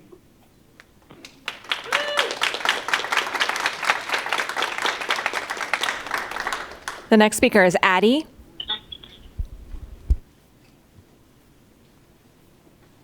Hello, my name is Addie Weaver. I am a junior at Ingram High School. I am here today to talk about the negative effects on splitting one unified lunch into two separate lunches across Seattle Public High Schools. As someone who went straight into middle school right after the COVID pandemic, my academic and social life plummeted. I longed for connection, as many other kids did. When school finally started, I was so happy. I wanted to show up every day, to meet and finally learn face to face.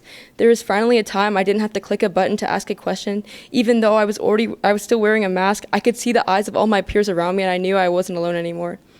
As my middle school years were at the end, I started the transition to high school.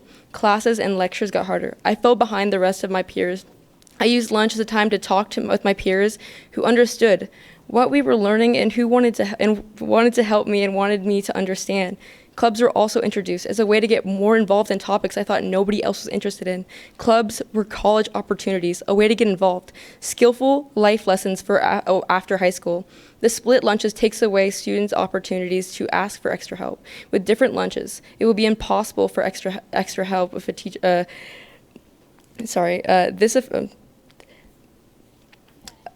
Thank you. There are students behind numbers you see. Students who have family commitments, jobs, sports, community service, visual art, theater arts, and so many other things that makes it impossible for a strong club to host before or after school. Even then, teachers don't get paid to host or after school.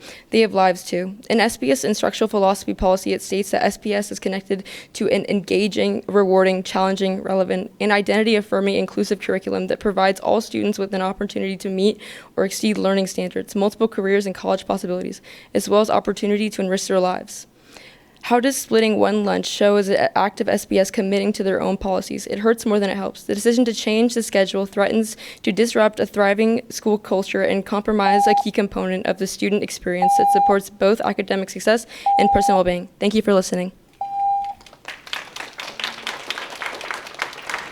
The next speaker is Maya DiRobertis. Hi, everybody. My name is Maya DiRobertis, and I am a junior at Ingram High School, and I'm here today to speak about the changes to our schedule and the impacts on my school community. At Ingram High School, lunch is more than just a break. It's a time when students and clubs meet.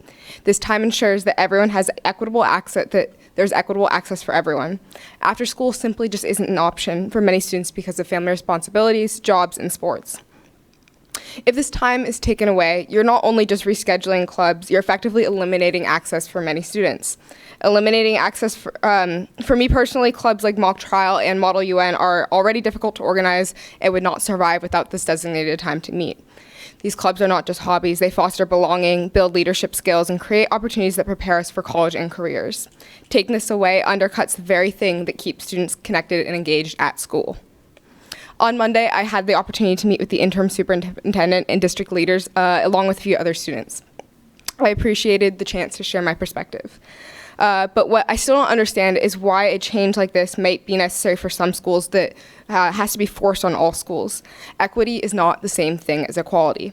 What works for one school will not always work for another. This feels like a top-down decision that is being imposed without listening to the communities it affects most. SPS should evaluate what each school needs and help them meet their needs. Additionally, I've heard the proposal of one day with a single lunch and the rest with 2 days of lunch, and this does not solve the problem at all. Clubs can't function with meeting once a week, and many students belong to more than one of them. Suggesting that as a solution shows that multiple lunches aren't truly necessary in the first place. Ingram doesn't want this change, our staff and teachers don't want it, and most importantly, our students don't want this change. I urge you to reconsider this decision and listen to the voices of the people it impacts most, your students. I also urge you to listen to the next speaker, Amelia Winter, who has a proposal to mitigate the challenges with these lunches. Thank you.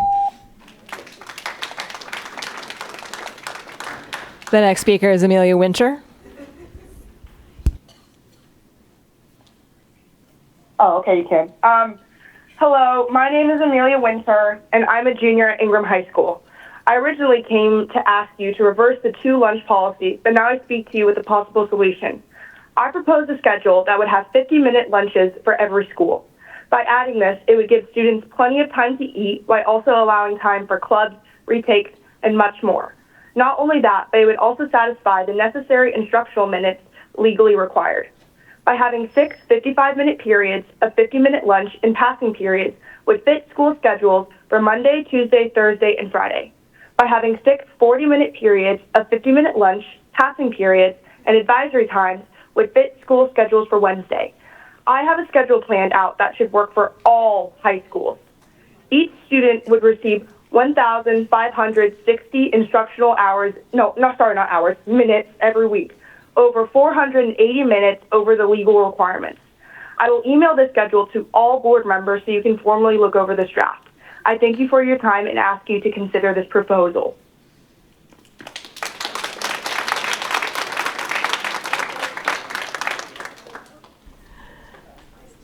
The next speaker is Enrico Abadesco.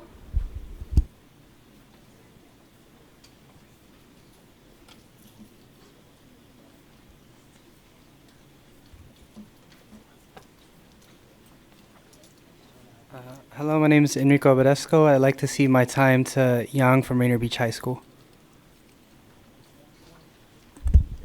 Hello, I'm Yang from Rainier Beach, and I'm part of Migrante Youth, an organization serving Filipino migrant communities who came here seeking better lives. I am here again to represent the concerns of students, especially targeted by military recruiters on campuses. A commander of Seattle Recruitment Company came to the board meeting in August asking the district lift the limits on recruitment visits from 2 per year to achieve more access to community. But more access would further put students, especially migrant students, at risk. I once confronted 2 recruiters in school. They plainly explained their program will be beneficial because we provide life and career skills. I also found that they told another student they shoot bad guys. Why is SPS allowing this to enter our own schools? I saw the the U.S. military test their guns in our home country, the Philippines, bringing fear and furthering wars on aggression against China that will push Filipinos that are being recruited here to back home in a war that they don't want to be in.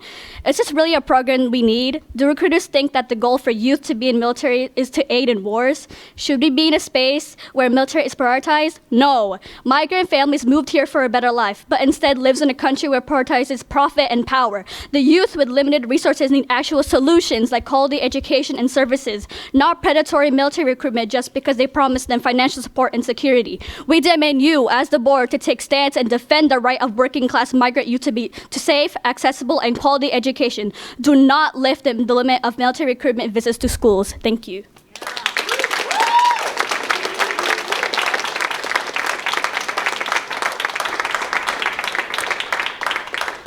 The next speaker is Zoe Bryant. Hello, my name is Zoe Bryant, and I'm a sophomore at West Seattle High School. I want to first thank Ms. Top, Ms. Clark, and Mr. Mizrahi for listening to students the other day in their office hour call. Sorry, I just completely lost. Okay. I recently got my mock trial club started this year after being unable to start it last year due to overcrowding issues that I've spoken about here before. I've spent hours this past summer figuring everything out, like getting local attorneys as mentors and teachers as my sponsors, and all the recruitment that comes with making a team. Clubs like mine give students the chance to learn valuable skills for life and for school, but this lunch splitting is going to really harm those clubs. Since I'm running mock trial, my team would be going into competitions, making lunch meetings essential to practice, prepare, and learn the current case for the competitions. I already know 2 people who are unable to join the club meetings any other time than during school, which is completely unfair that just because they aren't available after or before school, that they don't get the option to participate in clubs, especially since SPS is supposed to value equity for students, but making this lunch change would not give most students an equitable chance to participate in most clubs that they would want to. We can't have clubs during school at all other than the 30-minute blocks of time on Friday advisories if you split lunches in 2. 30 minutes is nowhere near enough time to do all of that clubs need to do to prepare and learn, so I urge you to rethink this decision. I urge you to leave these lunches alone until we can formally plan, make different options, or make a different way to get to all the regulations without taking away students' chances to participate. Thank you. The next speaker is Ben Krakauer.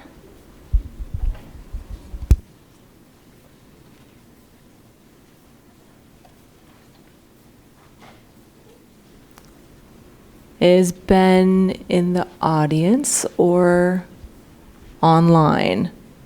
Ben Krakauer. Okay, we will come back. The next speaker will be Sarah Sense Wilson.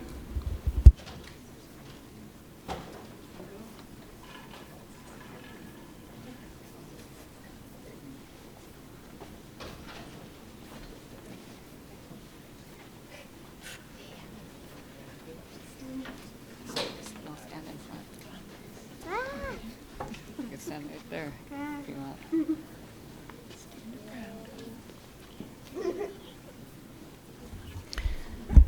Han Ampetu, Washde Matakiapi, Sarah Sense Wilson, Amachiapie, Koki Papeye, Ma Ogalala Lakota.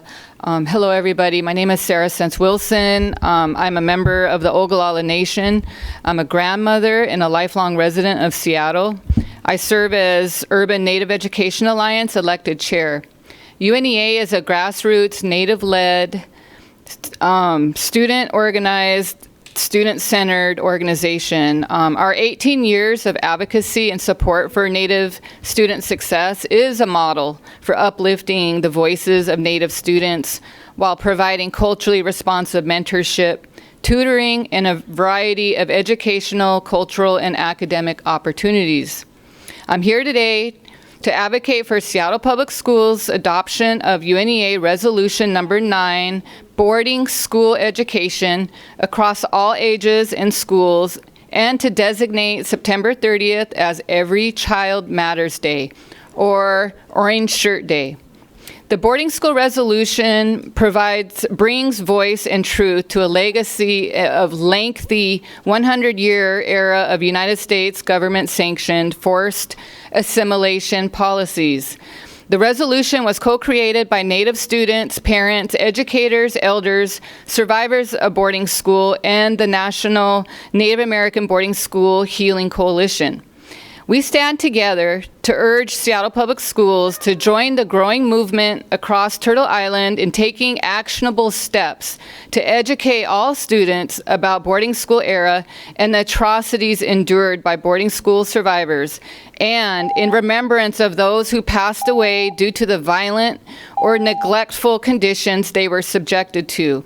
SPS leadership has the opportunity to support this resolution and to bring truth, justice, and healing and reconciliation to the survivors, descendants, and all student learners within your institutions. We urge you to stand with us on the right side of history and to make right decision to uphold your core values through action, collaboration, genuine commitment to quality education for all.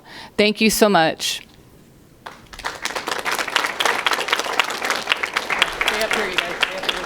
The next speaker is Kay Fiddler. Kay Fiddler is next. My name is Florence K. Fiddler. I'm an enrolled member of the Pembina Band of Ojibwe, and I might have broke your microphone. Yes. Not all of us are 6 feet tall.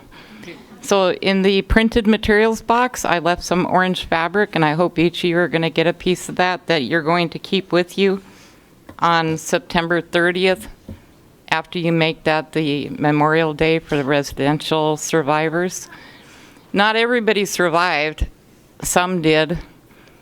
And Seattle Public Schools is probably thinking they're not a boarding school program, but they are part of the same institutionalized racism that created the issue. Our children don't always get the kind of cultural education that they need, and that does cause death, and it causes all kinds of inequalities. I'm not always good with words. When my dad was 11 or 12, because he was deaf, he was sent to a boarding school on this side of Montana. He lasted 2 weeks, and he ran away, and he walked. Remember, 11 or 12. He walked by himself, a deaf child, all the way across Montana, halfway across North Dakota, so he could get home. And that's why I'm not afraid to stand here and face any of you today. My dad was a warrior. My mama was a warrior because she survived. And those of us who survived all of that, we know what it means for our children. You have to teach, well, you could do whatever you want because you're Seattle Public Schools. I guess you took their lunch hours. But don't take any more of our children, please. And so I'm asking you to respect my grandchildren now. I've been coming here for 40 years to talk to you. They used to live, the school board used to listen better though. Seems like some of you are getting back to it, talking about listening to these kids. You kids in the audience there, don't ever give up. If it takes you 40 years, keep coming back. Keep voicing your opinion. This is your history, not theirs. So you stand up for what you need to stand up to. And these kids are going to be 18 pretty soon. They're all going to be voting for who gets to be on the school board, so it might be good to listen to them. And somebody left something up here, like a clip-on thing. Anyhow, that's what I had to say.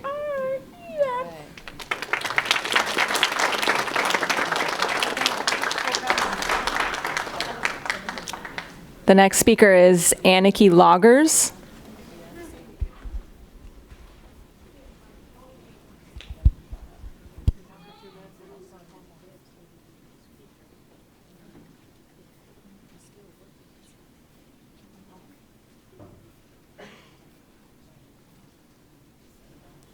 Do we have Aniki Loggers in person or on the phone? Okay, I will come back to you. The next speaker is Blaine Parse.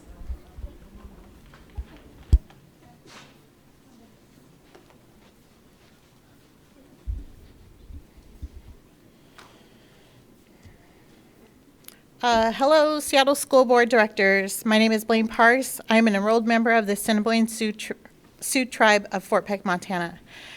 I'm a parent of 2 students in Seattle Public Schools, a 3rd grader and a 10th grader. Growing up in this large city, it was hard to find my place and identify, but as a student and graduate of American Indian Heritage, I found my place in people who look like me. I stand here beside my children, elders, and my close friends among UNEA in support of the boarding school resolution, or known as Orange Shirt Day, September 30th. This resolution was presented to the school board members in May of 2025 and Seattle Public Schools Indian Ed Department Indian Parent Advisory Committee.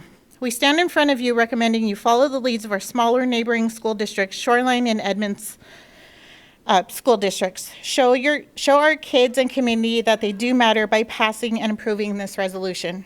Thank you.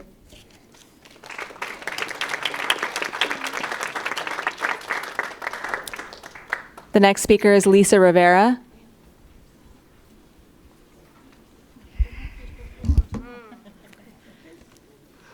Good evening, Superintendent Podesta and board and community. My name is Lisa Rivera. I am a former school board director and now serve on the board of Urban Native Education Alliance. I'm here tonight with our Clear Sky interns, youth, and elders to ask you guys to please adopt a boarding school education and Every Child Matters Day proclamation. Our students deserve to see their history acknowledged in the curriculum and in the public commitments of this district. Indian boarding school policies were designed to strip Native children of their culture, language, and connections to family. The impact of these systems continues today as intergenerational trauma and inequities that Native students carry into our classrooms.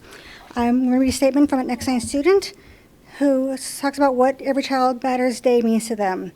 It means acknowledging the children who survived the abuse from schools and boarding schools. Acknowledging that kids were sexually assaulted, forced to do manual labor for the school's benefit, and beaten for simply speaking their own language. The way the white colonizers forcefully implemented their own culture, language, and traditions upon these kids. And since these children were forced to go to these schools, their immune systems were not used to the diseases and sicknesses of the white people that they were used to. And so 6,000 of them died of tuberculosis, but only 3,200 were recorded, and most families weren't even notified. So these kids' graves are unmarked and their families disrespected. So again, our students carry this into the classroom, and you have a great opportunity really to show them that you see them. I urge you to consider how this also connects to your broader commitments of equity. For example, September is also National Hispanic Heritage Month, an opportunity to lift up and honor the contributions of Latino and Indigenous communities whose histories are deeply intertwined. Recognizing these truths together helps us move forward to a more just and inclusive education for all. I want to close by pointing out, as was speaking earlier, this resolution was co-written by students and community, And I ask that you stand with them in adopting this proclamation. Thank you.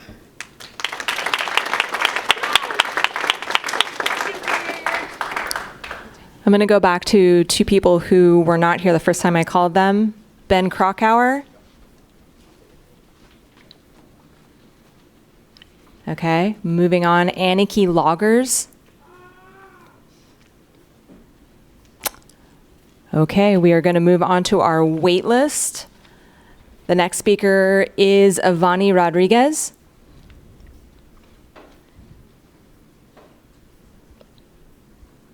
Is Ivani here or online?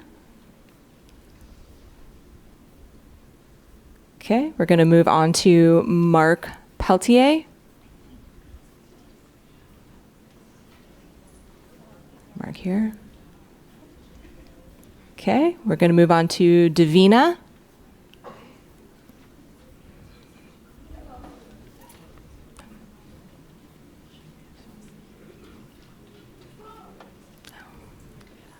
I cede my time to Allison Kent. Hi, my name is Allison Kent. I'm a Bridges Level 3 teacher. I've been working with Bridges for 7 years, and I've been a teacher coming into my 4th year now. I was previously at the Rocks Hill building, and there were issues with that building because it was old. We only had one water fountain for 2 programs. There was no security on campus. We had to share with Chief Self, which caused some issues when we did have things happen around the community or one of our students were needing help. There was no nurse on campus the majority of the time because we have one nurse on staff and she's only available 1 day a week. And she has 12 sites that she has to go to. So that was the majority of the time with students with high medical needs. And most of the time we didn't have enough staff to effectively support the students, and those are with students with one-on-ones that are written into the IEP. And so while that building was old and had its own issues of health hazards, we did have the room that we needed there. We had sensory rooms for students that needed. They were bathrooms that were readily available without having to go out of a building into another building. There was space to put equipment and gear for students that needed OT and PT gear. And things were within easy walking distance. There was a major bus hub. There was a shopping area. There's a lot of community options there for those students. I was reassigned to Rainier Beach High School this year. My classroom is one of the ones that is sharing 2 classrooms. I have 1 classroom and then there's 2 caseloads in that classroom. So I effectively have 12 students in my room, along with the various staff that we need for the students with one-on-ones. I'm down my other co-teacher right now because we're still in the process of hiring it. So I'm not really getting much opportunities for breaks or things like that because I am assisting the sub-cert right now. While Rainier Beach has been very welcoming, I did have an issue of moving into that classroom, and the first thing was there were giant rolls of carpet rolls, solar panels, wiring, all in the room. And when I was asked about why are these still in here, because I came in June, they said, we can't move it, it's not ours. And we didn't know, this is storage.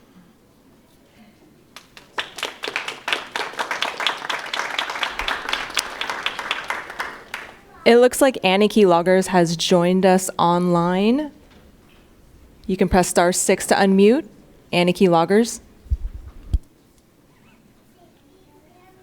Hi.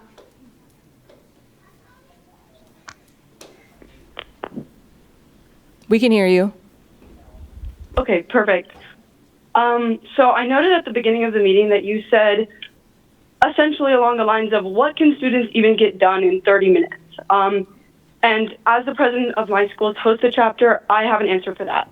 My club started doing in-person labs to help support students learning as they studied for their competitions, which included things like learning how to suture, which is how to do stitches on fake skin, learning how to do CPR using CPR dummies, stuffing trauma wounds, which is like gunshot wounds, stab wounds, etc., on using paper towel rolls and gauze, and so many other things that are necessary to do or to practice or even just have experience with when it comes to not only just life in general, but these are students who, as HOSA is a Health Occupation Students of America, it's a club for health students.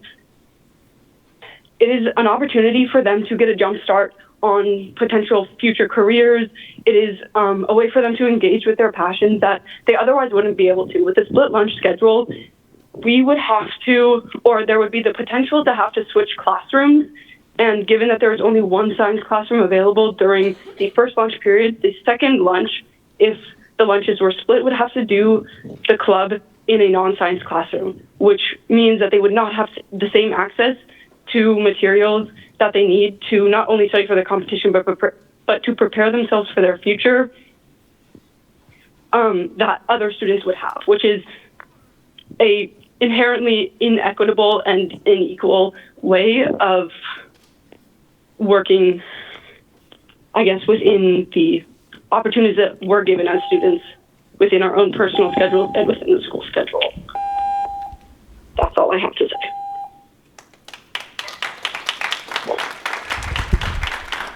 That was our 25th and final speaker. All right. Thank you again to folks who came out this evening to share their comments with us and giving their time to as we make decisions here. Before directors, we take a quick break. I do want to jump back to something we didn't get to before public testimony, which was student board director comments. So we will now go to our student members joining us tonight for comments and look, see if any directors. No? Director Yoon? Yes. I just wanted to make a quick announcement that we have a student board member training that's coming up September 27th. And Mary Furtakis, who serves on the State Board of Education as chair, has worked very hard on this with me, Julia, and also Mr. Howard over there, who's taken leadership of this. So we would really appreciate your presence. No, board directors are very busy, but it's also a great time for team building, relationship building, so we would appreciate your presence. Thank you. I will just add to that. So you should have directors received the dates and invites for all 3 trainings. If you get your availability to Carrie, so we make sure we avoid quorum issues, would be super helpful. Thank you. Other board directors. Director Mengelson. Hi, my name is Josephine Mengelson. I'm looking forward to being a student member on the board this year.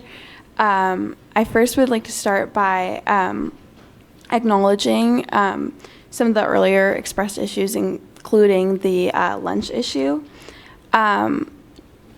I want to talk about the health aspect of what that would look like from a student perspective. I know that we heard a lot from adult and administrative perspectives, and maybe what people have been hearing from students. But directly from a student, I would like to talk about how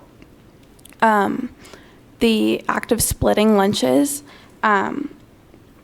will force many students to have to go to a later lunch in the day, which will have a significant impact on health, such as like loss of focus due to hunger, loss of focus due to being anxious to move around, move their bodies. Having 4 periods before lunch is not sustainable for many students. And on the other side of health, when we talk about social emotional health, I think it's important to acknowledge that having that unstructured time for students to engage in communication with their peers of their choosing is really essential for developing skills that they'll use in their daily lives for the rest of their lives. And I want to acknowledge something that Director Yoon talked about earlier, discussing the advisory issue. I know that at my school, I go to West Seattle High School, we do have an advisory period. We have had an advisory period, and throughout my time as a student, including middle school, we've had a lot of social emotional learning activities been administered to us during our advisory periods. I believe that switching out that lunchtime for an advisory period is really exchanging kind of that social emotional learning activities that are given to us, like administered through teachers and students who necessarily don't want to participate in it. It's really exchanging that time that could be used on a lunchtime where people are engaging in real world social emotional connection. And I think that in general, that the district states that social emotional learning is a priority, and it's important that schools are implementing this. And lunchtime is that real world time to engage in that real experience that students get to really truly develop their social emotional horizons. So I'd like to also thank everyone for being here. I'm really excited to be here, so thank you. Thank you. Director Masudi? My name is Isabel. I'm also new to the board this year. I'm really excited to be here. And I was going to add on, adding on to the social and emotional issues of having a split lunch. There's also many consequences for academics support for students. For many of us, lunch is the only flexible time of the day to retake tests, meet with teachers for extra help, or collaborate on academic clubs and leadership groups. When students are divided into separate lunch blocks, this shared time disappears, and with it the critical academic opportunities that lunch offers. First of all, retaking tests can become far more complicated when teachers and students aren't on the same schedules. Teachers can't be reasonably expected to accommodate for 2 separate lunches, meaning students on one cohort may completely miss a chance to make up important work, and the same applies to getting help, especially for students who are struggling. When class time is packed and after-school availability is limited, lunch is often only the window for students to be able to get the questions and clarification that they need, and removing that window hurts those who need the support the most. As well, like many people have mentioned, clubs are very affected through this. Many groups use lunch period to plan events, hold meetings, or prepare for competitions. And with the split lunch between 2 times, group collaboration often becomes difficult, if not impossible. Participation will drop, and student-led initiatives, something schools often pride themselves on, will suffer.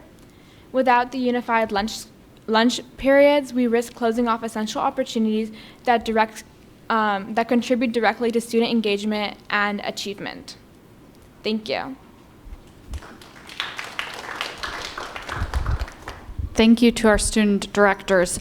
We are going to move into the business action items on our agenda, but before we do that, we are going to take an 11-minute break, a little bit longer break, longer than 10 minutes. We will be back at 6:30, folks. Thank you.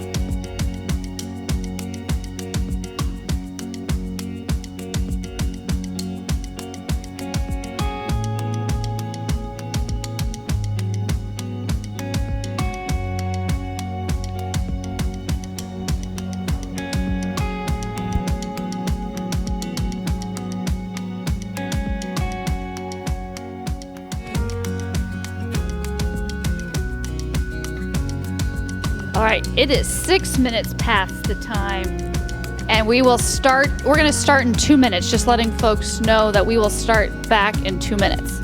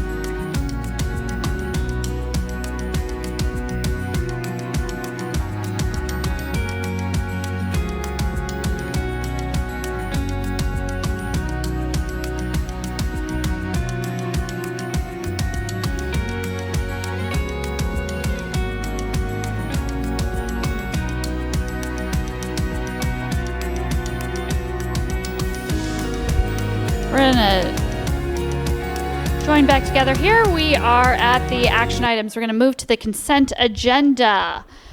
May I have a motion for the consent agenda?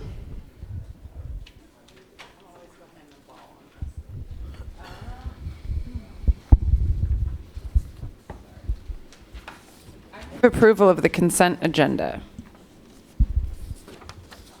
Second. Okay, the consent agenda has been moved by Vice President Briggs and seconded by Director Mizrahi. Do directors have any items they would like removed from the consent agenda?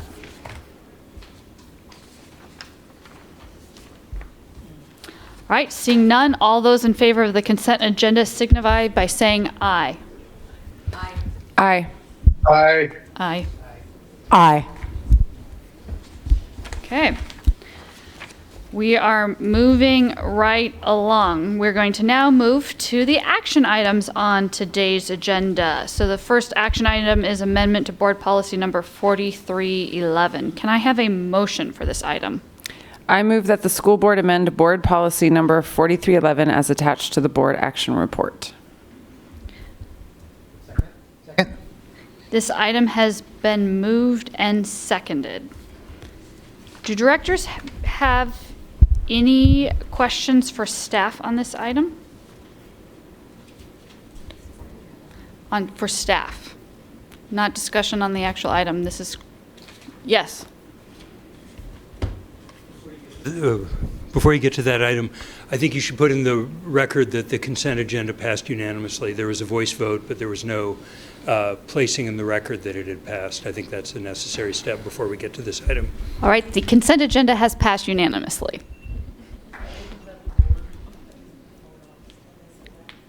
We'll figure that out later. All right, so I want to, because there are some procedural things that I think will happen here, I just want to make sure where we're at. We have a motion and a second for the amendment to board policy number 4311, school safety and security services. Motion was made by Vice President Briggs. Director Mizrahi made the second. Right now we are at questions for staff.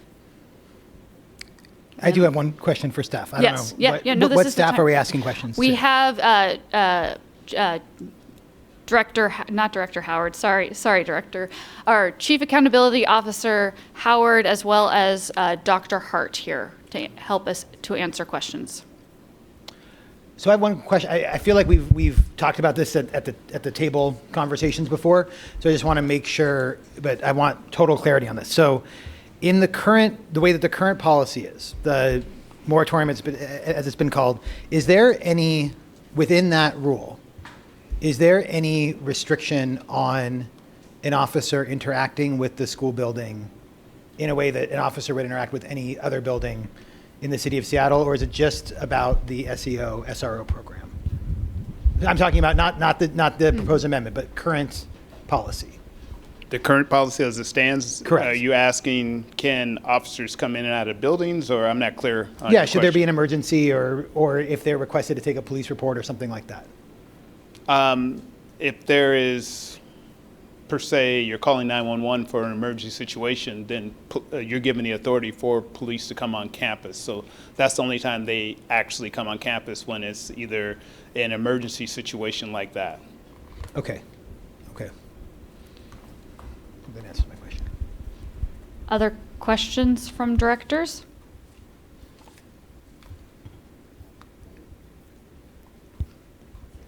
Oh, Director Clark.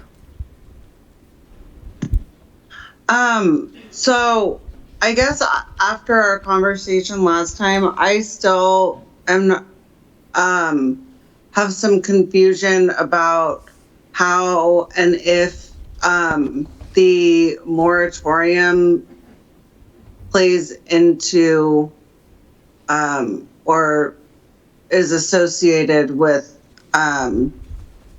policy 4311. Can you I'm trying to understand if taking action on 4311 will solve our problems with police feeling like they have the authority to come onto our campus, or if more has to be done. I'm going to hand it over to Superintendent Podesta. Policy 4311 is about our safety program and is really specific to agreements with law enforcement agencies in the capacity of school resource officers as defined in state law. It's not about other interactions with the police or general police response. So the moratorium, as it were, which is referred to in the current 4311, just prohibits us entering into those agreements for school resource officers. And that's why we're proposing this revision. Questions? Okay, so I think what I hear you saying is that this is the only action that needs to be taken. Yes. If we wanted to, we've amended the policy that we brought before you to limit the authorization of this to a pilot at Garfield High School, but yes, and so it allows for that. Okay, thank you.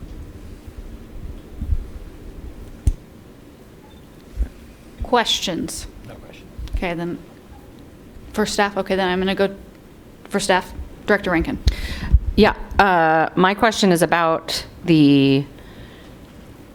and apologies because I know that we have talked about this so much. So I'm just trying to, the actual MOU, that's not, we're not taking action on the actual MOU. We're taking action on mostly this policy, limited authorization. This policy authorizes the superintendent to enter into an agreement with the city of Seattle for a pilot at Garfield High School. The superintendent shall not expand the use of SEOs or school resource officers to other district schools without board amendment of this policy to authorize such expansion. So my interpretation of that, and I want to check that it's the same interpretation as staff, is that basically what the moratorium did was take the authority to enter into any kind of agreement about an officer from the superintendent to the board. Correct.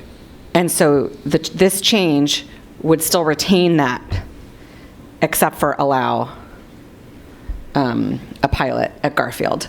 So I think we're getting kind of caught up in the releasing the moratorium, not releasing the moratorium, what that means.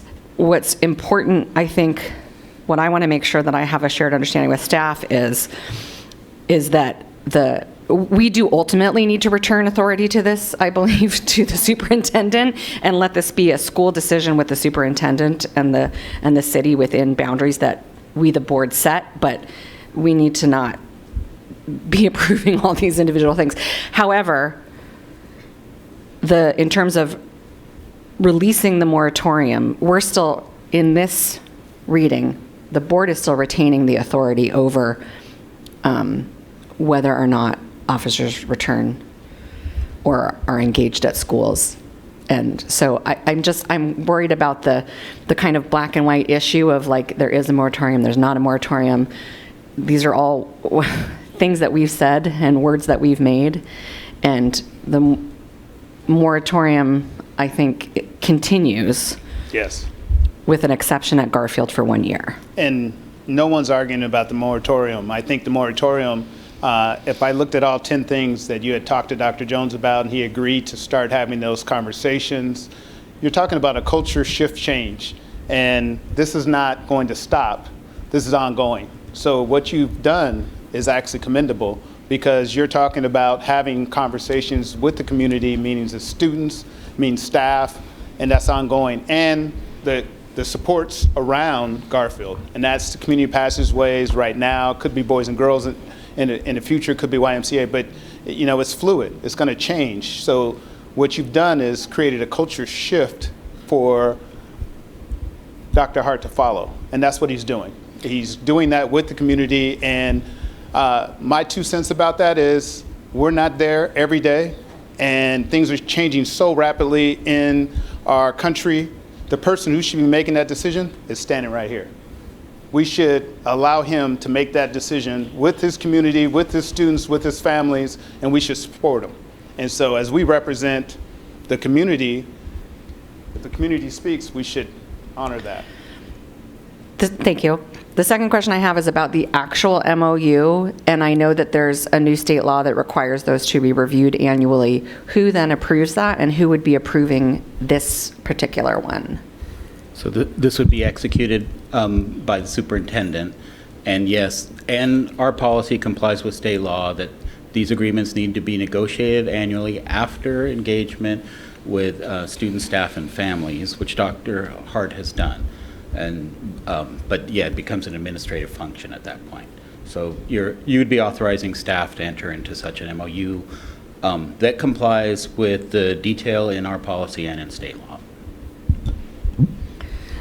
And then we would basically be revisiting this conversation a year from now about this and any other, because for me to so-called repeal the moratorium, even though that's not really a real thing, but what I want to see before completely returning authority over the whole district of this is the items that were outlined in the reasons for suspending the program, and have a full comprehensive update and understanding of what was done for those things, and then also how any MOU aligns with our guardrails and expectations for student safety, which doesn't just mean physical safety, it means psychological safety.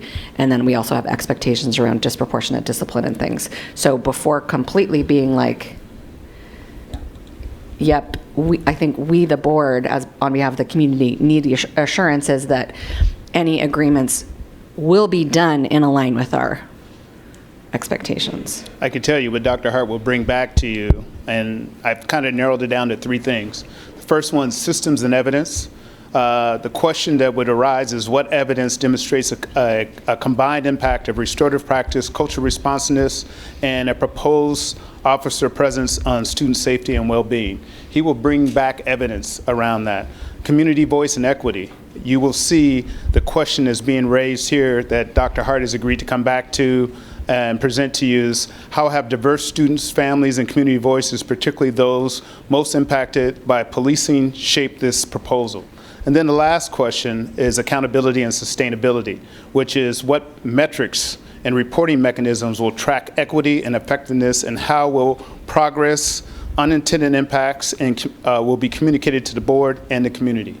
So those are the 3 buckets that he will bring back, and that's ongoing cultural conversations. And I would say to you, You know, one of the big things that Dr. Hart is addressing, which is not an easy thing, is looking at the historic perspective of policing. When you look at slavery and you look how policing was used with the black community, it leaves a sour taste in the black community's mouth.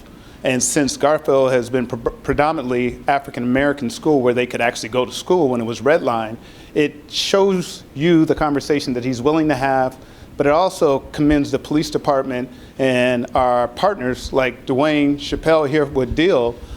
They're willing to have these hard conversations. If you guys hadn't put that moratorium in place, we wouldn't have been having these hard conversations to make systemic change. Prison to pipeline's real. How do we shift those practices? They don't happen overnight, but we're willing to have these tough conversations and engage community about gentrification, about educating our young people about decisions that were made that weren't popular, talking about slavery and what things have happened in the past. You just had our Native American people up here as well. So these are progressive things that Seattle Public Schools is known for, and we're not shying away from it. Dr. Hart has been there for 5 years. So he's not shying away from those conversations, and we're continuing to have those conversations in the community, and those are ongoing cultural shifts that need to happen. The last thing I want to ask is that the main concern, I think, is, again, we're getting caught around what does a moratorium mean? Mm-hmm. What does SRO mean? People, I think, have different definitions of it, even though our state has a specific one that we're referring to here. But the main concern that I have had to begin with is inside the building versus outside the building. And is there any more clarity needed from us that, yes, of course, any member of the community who has business at a school can enter a school? That Officer Ella can use the bathroom at Garfield. That's allowed. The board is not saying she's never allowed inside the building. And even as a member of the community, she should, if she needs to come talk to Dr. Hart, she's allowed to go in the building. What we don't want is officers patrolling our hallways and criminalizing our students. And so is there more clarification that needs to be made, or how do we make clear that we are talking about securing the outside of the building from threats in the area, not policing students, and that there are some boundaries in place to make that true, but also that the board never said no police officer ever was allowed to come into a school. Yes, we have that in the MOU. It's very clear about when Dr. Hart can actually engage the police. But the real question I hear you putting on the table is, how do we teach our young people how to engage with police officers? That's a real question for all our diverse cultures in Seattle Public Schools. How do you engage with police, not only in the building, but on the street? What does that look like? And how does police see our young people as human beings? And so this is an ongoing conversation that we can continue to have in a reflective way with the community. And the moratorium, the 10 things, have actually helped those conversations go forward. So again, I want to commend the board for actually putting these pieces in place, because you were really ahead of your time, futuristically looking at how systems need to change. So yes, that answer, the question directly is in the MOU about when police can be involved and when police are not going to be involved. Very clear. It's spelled out. Yeah, they're not like vampires. No. They don't have to stand at the threshold. But they also can't just come in anytime they want. They need to be there on business and be, Yes. Welcomed in partnership by Dr. Hart, and then, no walk in the halls for, yeah. Anyway, thank you. Okay. Any other questions for staff?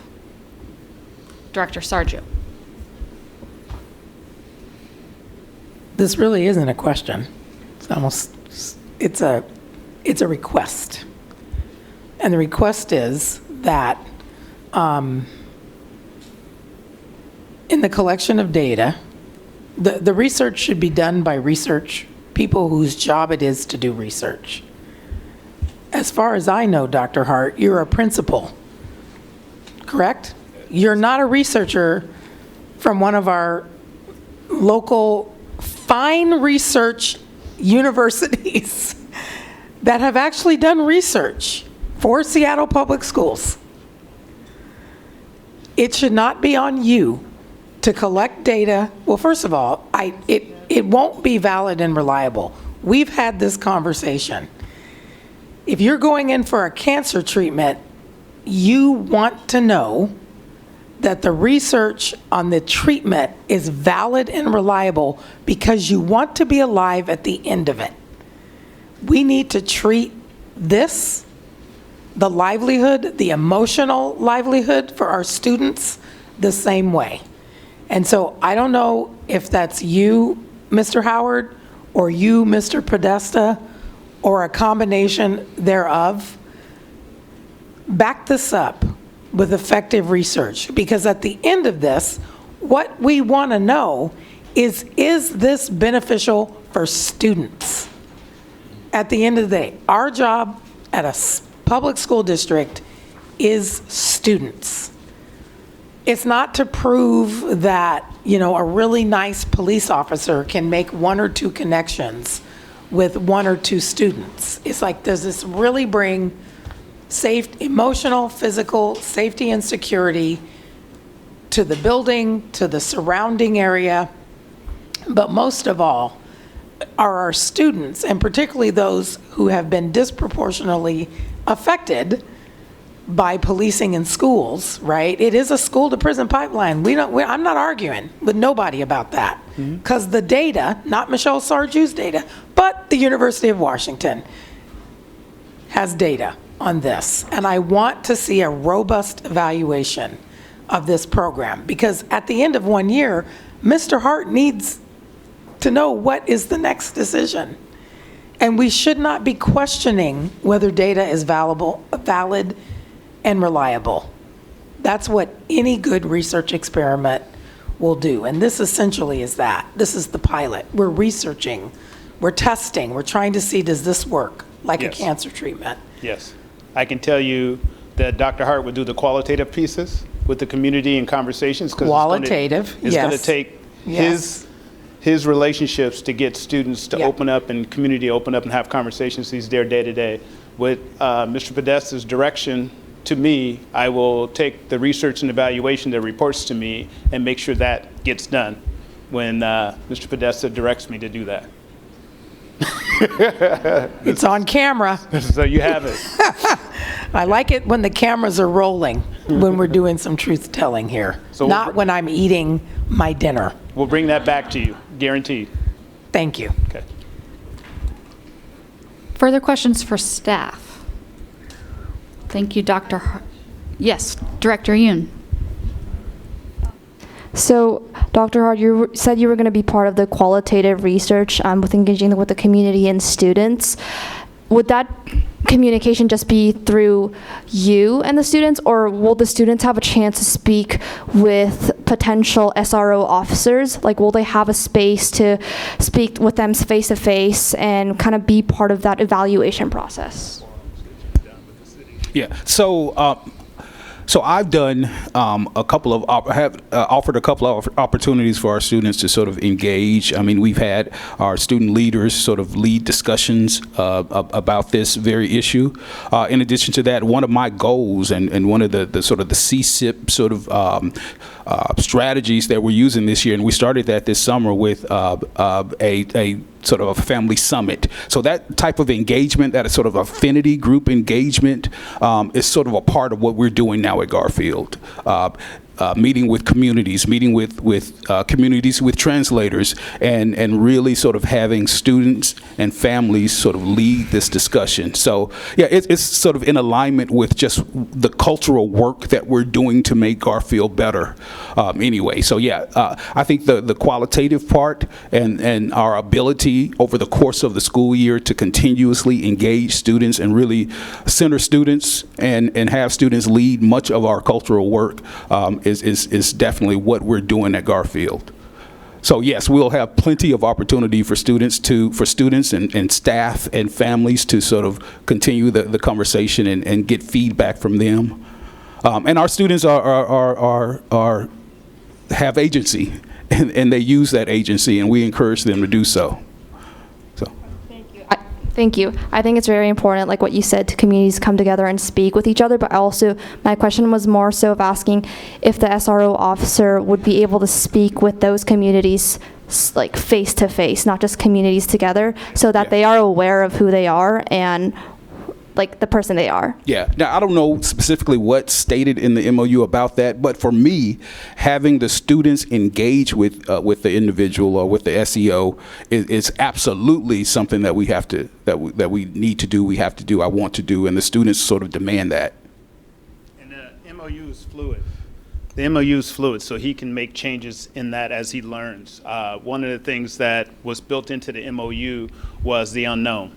Things may happen, and sometimes we develop procedures and we don't leave any space for flexibility. This MOU gives Dr. Hart the ability and staff and students to make adjustments as they learn across the year. So it's not, you have to wait until next year. No, it's built into that.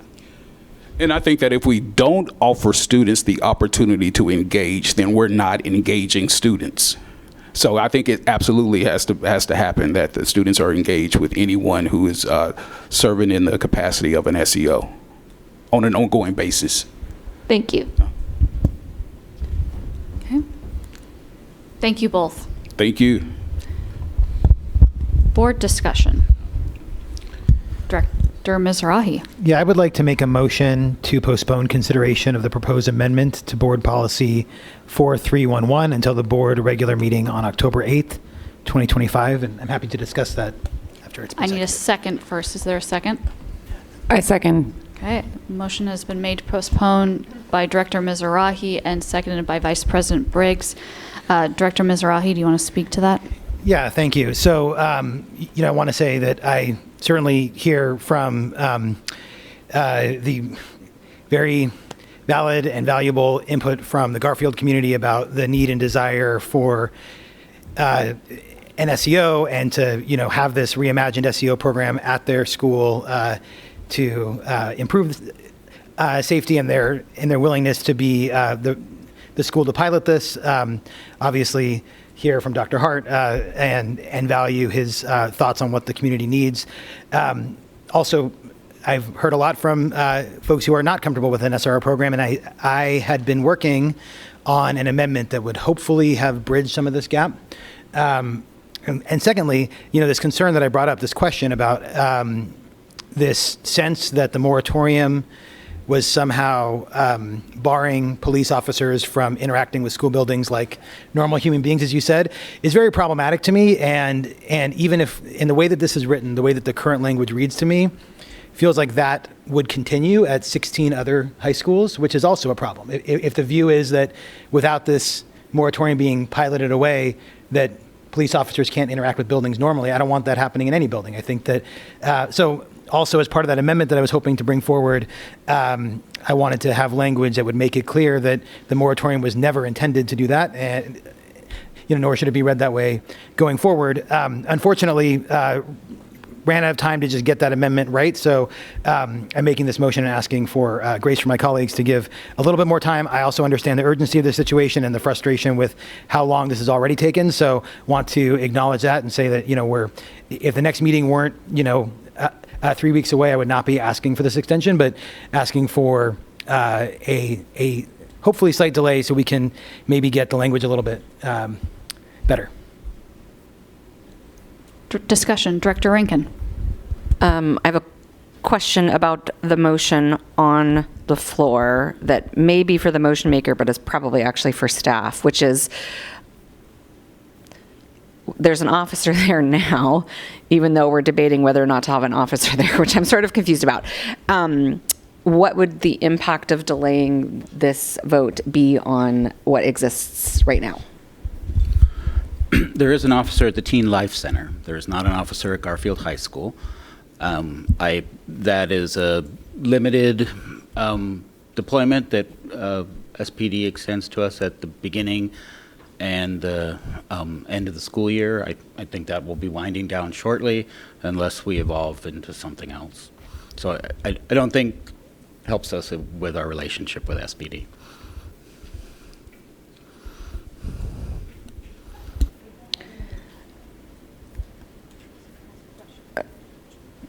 There's some, Director Sarju. I don't understand what you just said, particularly the last part. What doesn't help our relationship? That that this is viewed moving into a broader relationship than deploying a patrol unit officer is the goal of this agreement, is to kind of move beyond that and to see how we can get into true relationship building. Things are very busy at the start of the school year and at the end of the school year, so this just delays starting to have those conversations, which we have been having about the MOU. I mean, it's the same conversation we've been having for the past year. When you say this just delays, what is Failing to move on to executing the MOU that we're trying to negotiate, either not doing it or delaying doing it. So I'm literally trying to understand. So Director Mizrahi just proposed to delay a vote on the amendment so that we can have what looks like 3 weeks to work on the language. And I don't need this to be perfect. So 3 weeks from today is October 8th. You're saying that is a problem? I'm just saying that typically, we get help from SPD in the first month and the last month of school, and we're coming to the end of that. Oh, so, you typically get help. Okay. So this isn't about the pilot.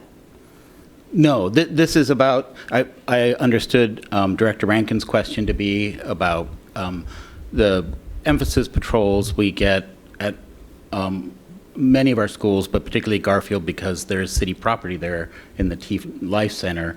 We get that at the start of the school year, we get it at the end of the school year, and we're getting to the end of the start of the school year. So. And what is this arbitrary line of the end of the start of the school year? Is there a definition? Like, is there a date? It's there isn't a written agreement. That's what our policy is trying to put in place. They provide resources. My understanding from police, again, they're stationing someone on city property. There isn't a formal agreement for that, and they do that as resources are available. So it's not. Yeah. There is no agreement that binds it. So sometimes they're able to do that. Sometimes they're not, and they understand. Just like we employ contract security for the first a few weeks of school and at the end of school, that's kind of the window, depending on what's going on. But okay, again, that we don't have the benefit of an agreement that spells all this out. So. No, I understand that, but to say that we're getting to the end of the start of the school year. Typically, it's about a month. So that would be around October 8th. Could be. Can I ask a quick clarifying question? So then has the police presence that's been around Garfield throughout the rest of the school year just been the Teen Life Center? When we talk about how there's been a police presence outside, it's there. That's what we're talking about? It's there. It's typically it typically isn't there the rest of the school year. It's typically at the start and the end of the school year deployed at the Teen Life Center.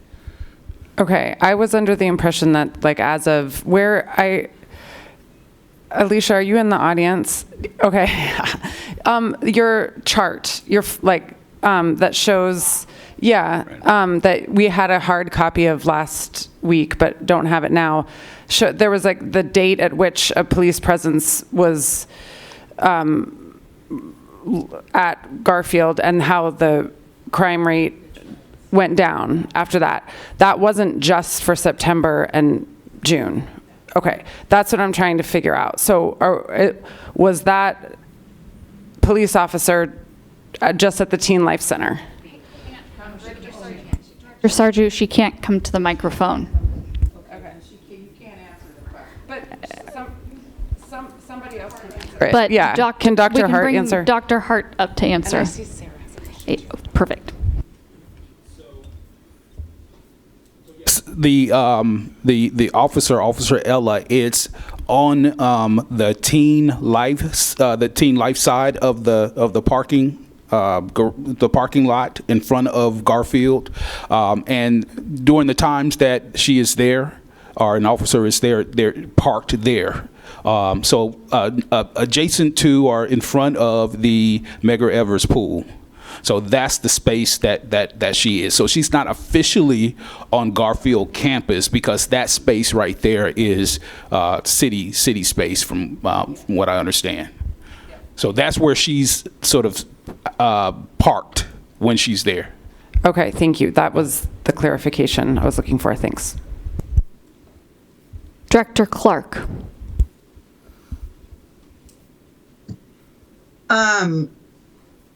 Appreciating, I think, everybody's concerns. I'm just wondering if a pathway forward to give Director Mizrahi time to work on the amendment could be to just call a special meeting before October 8th so that we can consider these policy changes with Mizrahi's amendment.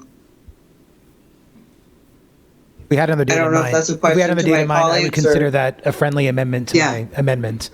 If we just want to say Yeah. postpone to the next official meeting, whenever that is, official or special meeting. I don't know if we can make that. Hang on just a second here, everybody. Let's hear from Mr. Narver real fast.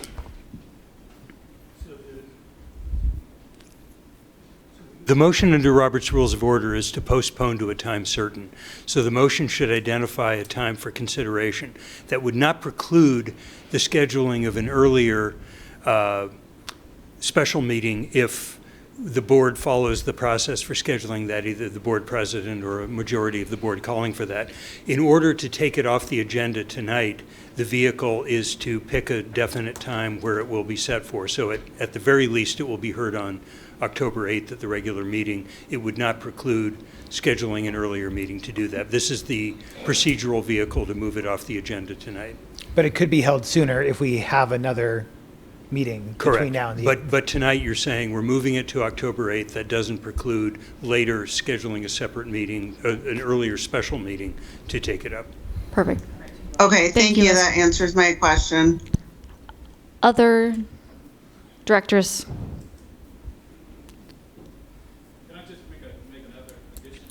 Dr. Hart, sorry. Yes, thank you.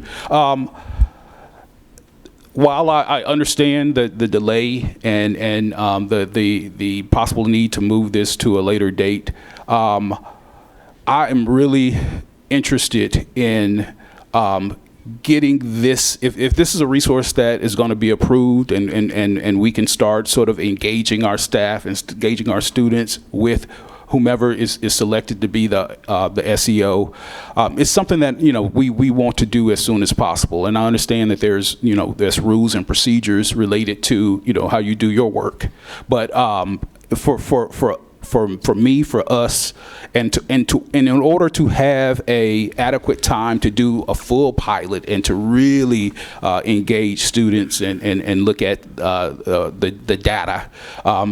Having a longer period of time to do that and to get that resource on campus as soon as possible is something that I think I'm definitely in favor of, and I think that that's what we need at Garfield. We have situations happening every day, and already Officer Ella has been sort of an asset to the area, and I think if we can address this as soon as possible, working within, of course, your sort of parameters and your timelines and whatever the rules are, but I would really sort of request that this be reviewed as soon as possible and a decision be made as soon as possible, so I can take this back and we can sort of end this ongoing sort of process that we've been engaged in for months.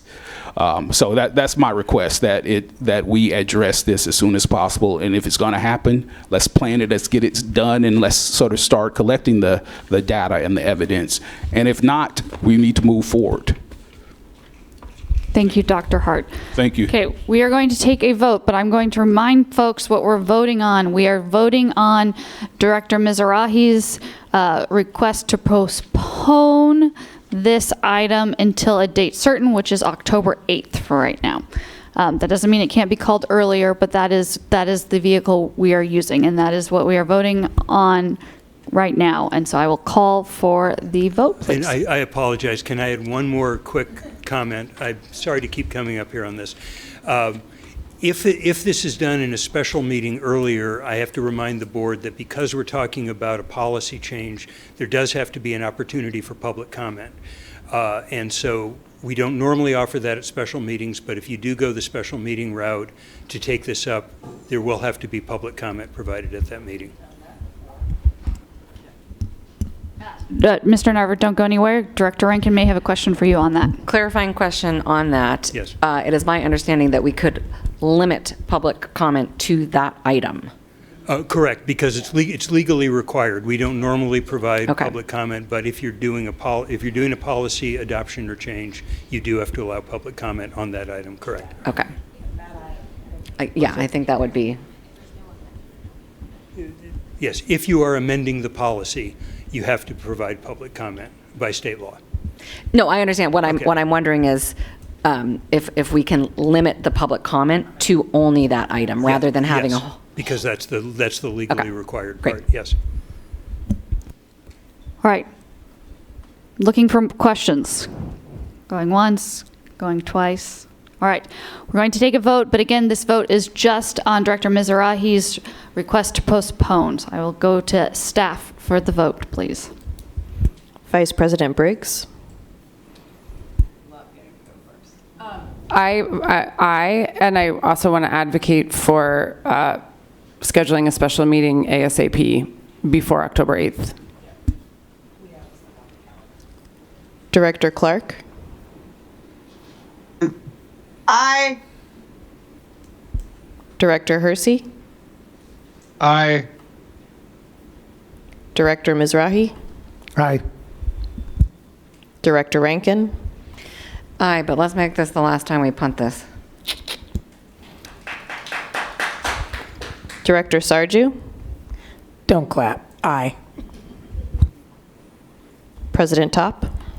Aye. This motion has passed unanimously.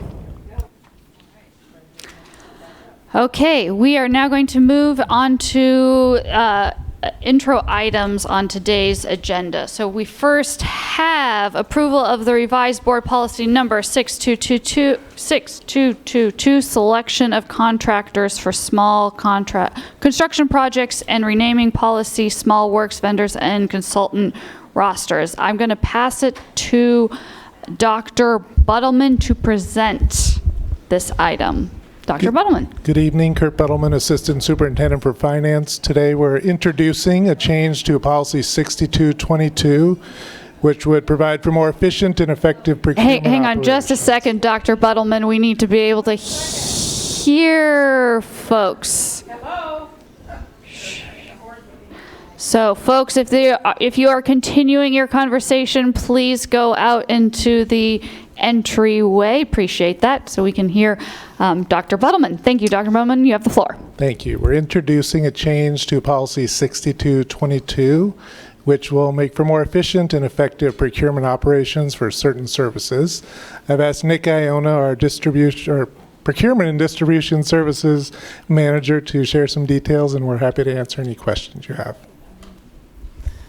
Thank you, Dr. Buttleman. Good evening, board members.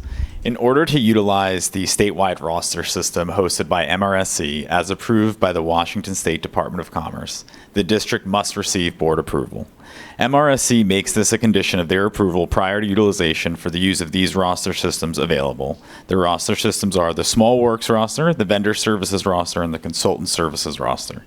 The district wishes to use all three rosters available to aid in assisting staff resources. Also, by adopting the MRSC rosters, we anticipate the district will increase the number of contracts with small and diverse businesses. I'd be happy to entertain any questions the board may have about this change. Okay. Directors, Questions or comments on this item? Again, we're not voting on this tonight, it is just being introduced. Director Rankin. Pre-apologies, because I was having a side conversation. That's what you're saying. We got a letter that was addressed to you, I think, about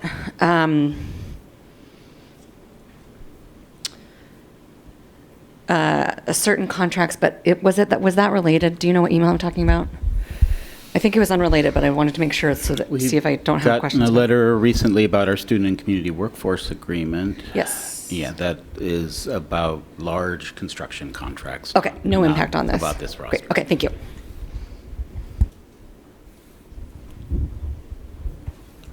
Other questions or comments? All right, thank you so much, you two. Thank you.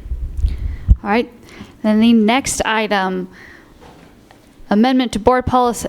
There's a longer title here, but I've been told I don't have to read the whole thing. So, amendment to board policy number 1111, oath of office, 1310, board policy manuals and superintendent procedure, and it continues onward from there. I'm going to pass it to Ms. Wilson Jones to present this item. Good evening. Good evening. I'm Ellie Wilson Jones, Senior Assistant General Counsel. Recently, the board reviewed and reaffirmed your direction about the maintenance of your policy manuals. And so under board policy, the superintendent and staff are directed to bring forward recommendations to ensure your policies remain compliant with applicable laws and support the effective administration of the district. So this policy package responds to that direction. The board action report proposes amendments to 10 policies spanning both your governance and your operations areas. These updates improve clarity, provide consistency throughout your policy manual, align with district practices with state laws, and also take into account recommendations from the Washington State School Directors Association, or WASDA. If there's specific questions that you have about the policies that are presented, I may need to follow up with you to provide additional clarification, but I'm going to briefly highlight some of the key changes. Several of these revisions respond to House Bill 1296 passed this year. This is the legislation that builds on a 2024 initiative focused on parent and guardian rights in public education. So under this House Bill 1296, the legislature made several changes which we need to reflect in the policies. First, your oath of office needs to include reference to state laws in addition to state and federal constitutions. Second, policies and procedures need to prioritize student safety, access to education, and privacy, and so you'll see language incorporated into the recommended version of 1310. Third, the protected classes for which discrimination is prohibited has been expanded, and so those changes are reflected in 3210 and 5010. Fourth, the law requires certain notifications to parents about student safety issues, and so policy 3143, which by law needs to match WASDA's recommendations, is also updated to incorporate required notifications. Finally, the child abuse and neglect policy would clarify staff responsibilities for reporting and then reference updated procedures, which would present a more coherent version of the process staff need to walk through. There's 3 additional updates included in the package. 3240, which is our policy on responding to anaphylaxis, would allow the district to maintain a supply of epinephrine, which is again consistent with a recent change in state law. Your policy on personnel records, 5260, would be made more concise so that a supporting procedure would be updated to include relevant changes in state law. And then finally, a couple more policies on student behavior and discipline and student safety would be updated to better connect to your basic rules of Seattle Public Schools. Questions or comments from directors? Director Rankin. One comment, just thank you. This is this is such a nerdy thing to be excited about, but I continue to be very excited about our new policy format that Ellie developed. I think it makes it really clear what the policy is, why it's a policy, and then allows us really easily to see what the history of it was. And so I know all these packages are a lot of work, so I just wanted to say thanks. Well, thank you for setting the foundation and all of the collaboration. Thank you, Ms. Wilson-Jones. Okay. So we are done with the business action items of our agenda. Do board directors want a quick 5-minute break before we move to the U? So we will, I can't see the clock up there. We will be, it's 7:25. We will join back together at the tables down below at 7:30. And we will be at the tables for the rest of the meeting.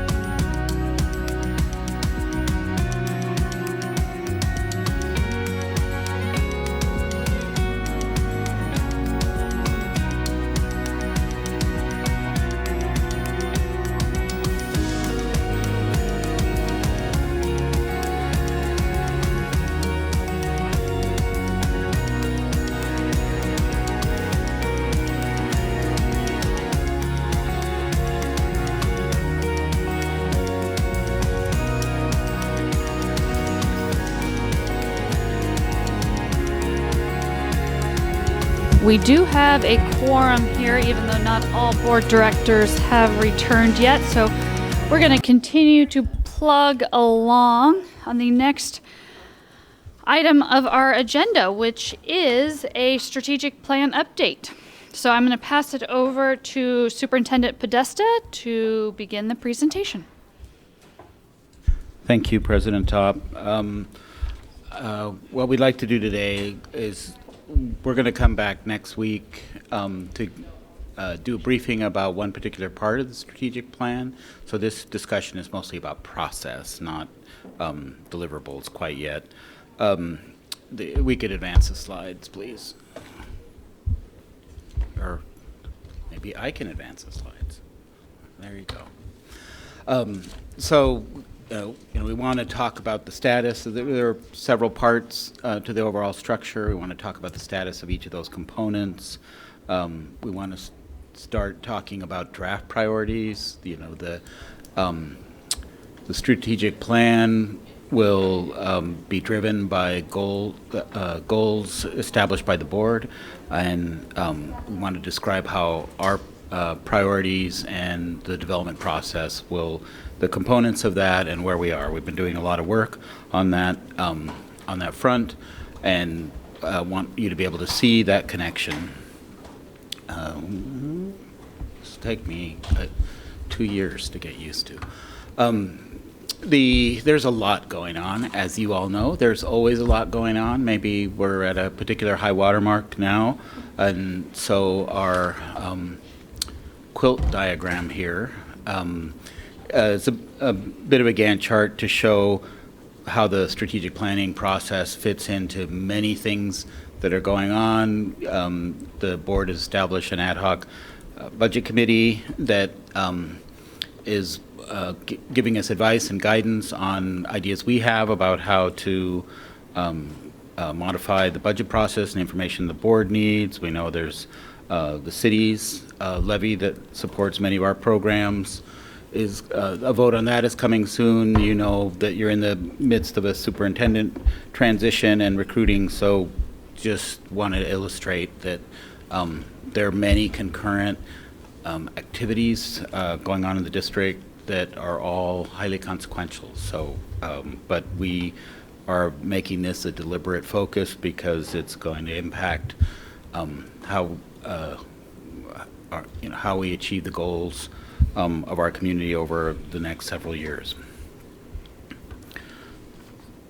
We're being very mindful of policies as we think about this work, policies that you're all familiar with, policy 0030, 0010, the foundational beliefs that we've all worked with, and then the relatively recently adopted guardrails, particularly Guardrail 3 with regard to how it affects equity and how we're building that into the strategic planning process. So why now? It's really, strategic plans do many things, and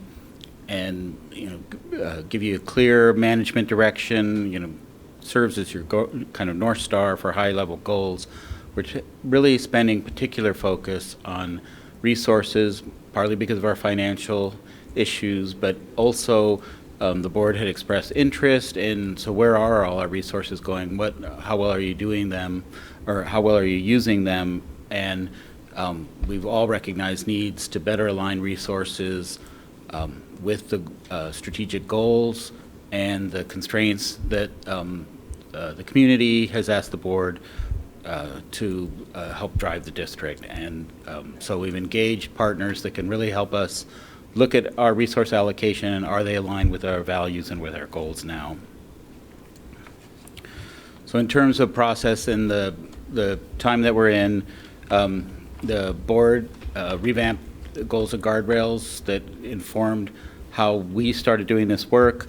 What the diagnostic tool that we're going to present next week, it helped guide what we and our partners looked at in terms of resource allocation. A big central theme there is, are we allocating resources align with need, and how do those relate to the district's equity goals and eliminating gaps in service and the way we're providing services to students and different communities. So now we're in the stage of building priorities. So the goals and guardrails are great guidance about kind of the what you want to achieve, the vision of what the future will look like, what constraints you face, and what you're not going to do along the way. We need to translate into implementation tasks and the way our organization is actually built. And so to achieve those goals, what do we need to prioritize? What do we need to start doing? And that's Eric and others are going to talk about this prioritization phase next, and that's really the stage R, is how do you turn where you want to be into a roadmap of how you get there. And with that, I will turn it over to Eric Gersey. Thank you and good evening. I'm going to kind of walk us through a little bit about where we are and preview what's coming up on a week from today on the 24th.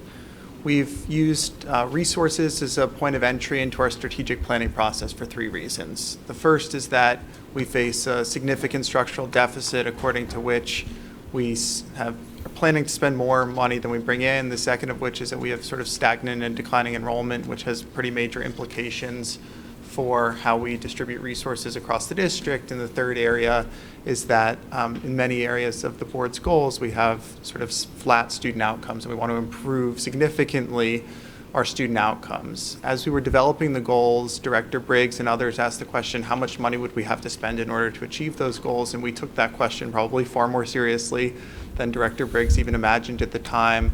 And what we would submit to the board is that when we come back next week, we're going to think about student outcomes as a function, not necessarily a direct tie between resource use and student outcomes, but how much we are allocating, how many resources in our particular area, the mix of how well those resources are leveraged.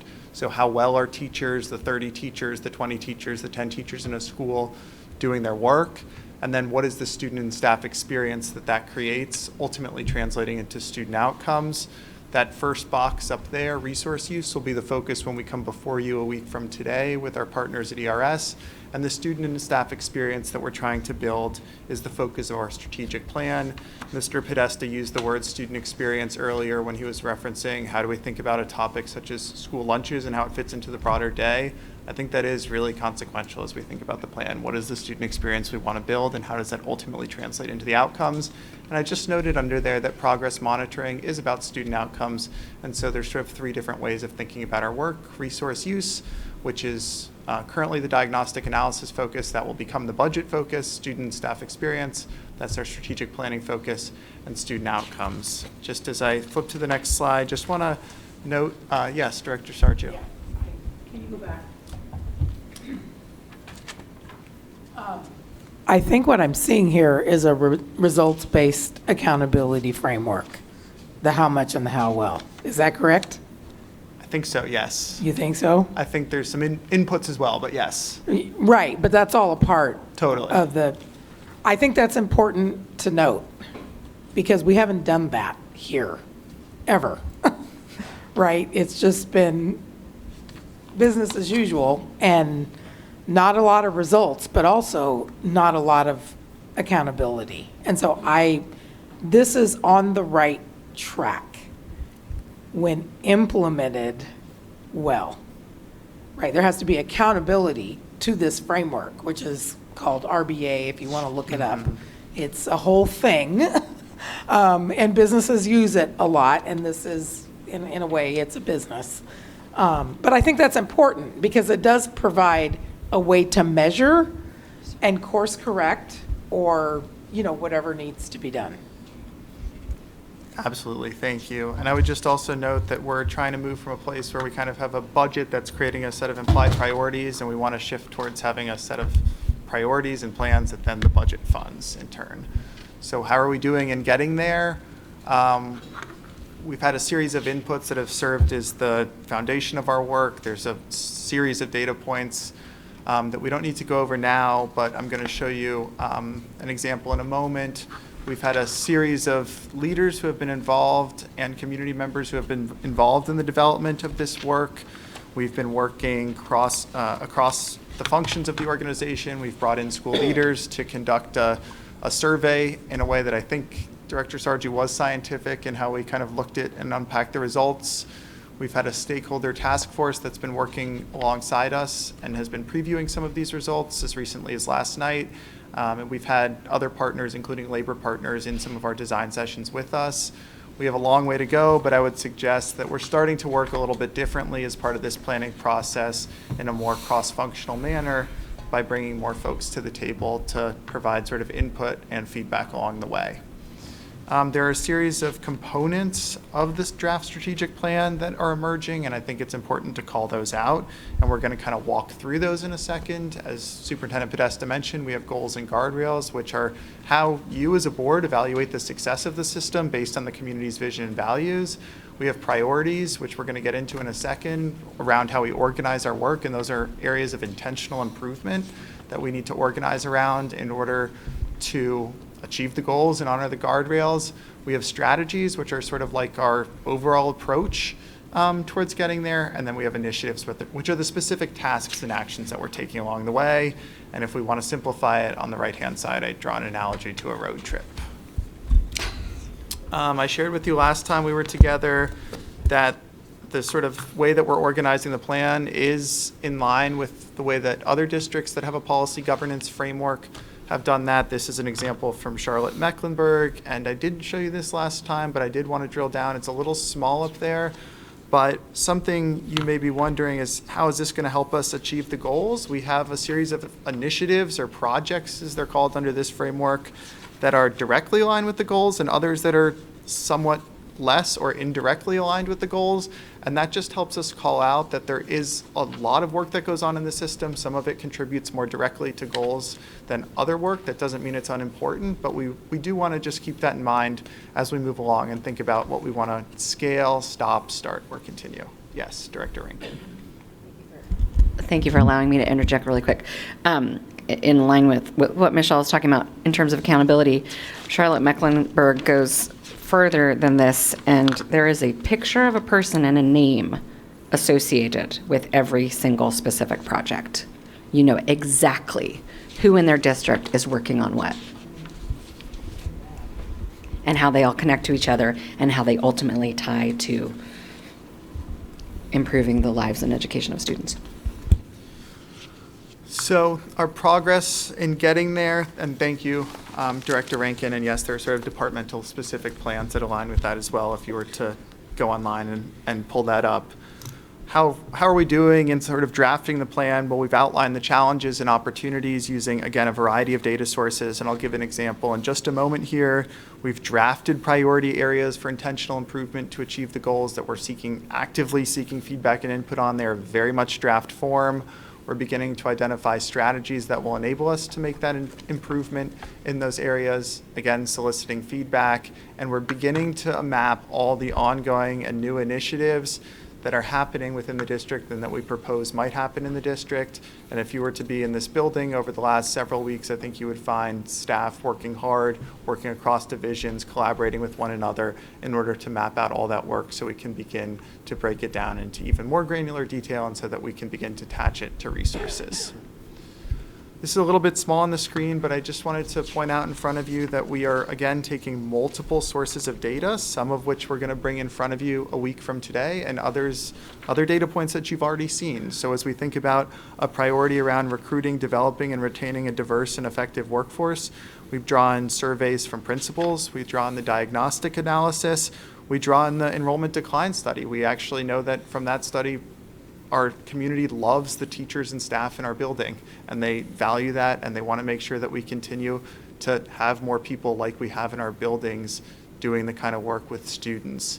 And we also have highlighted some of the feedback from our task force around their experiences with staff, noting that there have been positive individual experiences, but that they would like staff to be more reflective, both school-based staff and central office staff. And those data points, qualitative and quantitative from multiple sources, pull together in order to create the draft priority.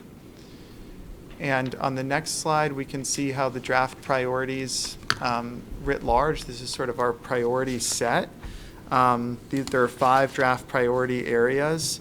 The first is around rigorous and inclusive academic experiences. The second is what I just previewed, the recruitment and development of a diverse and effective workforce, unified leadership and systems of accountability, equipping schools to meet student needs, and community engagement, trust, and building that along the way. I would note that board members, you're probably not surprised about these areas, but it is important to call them out. And I would just share that we had a pretty powerful moment, I would actually say, yesterday when you asked Director Briggs what went wrong here with the lunch issue that we've been talking about. We were able to actually point back to our draft priorities to begin to explain that these are things we need to improve. And we had just a quick reference sheet, and I thought that was pretty powerful. Again, I think this gets us to the priorities, helps us get to who and how we're going to do this, to make that transition from what we're trying to achieve.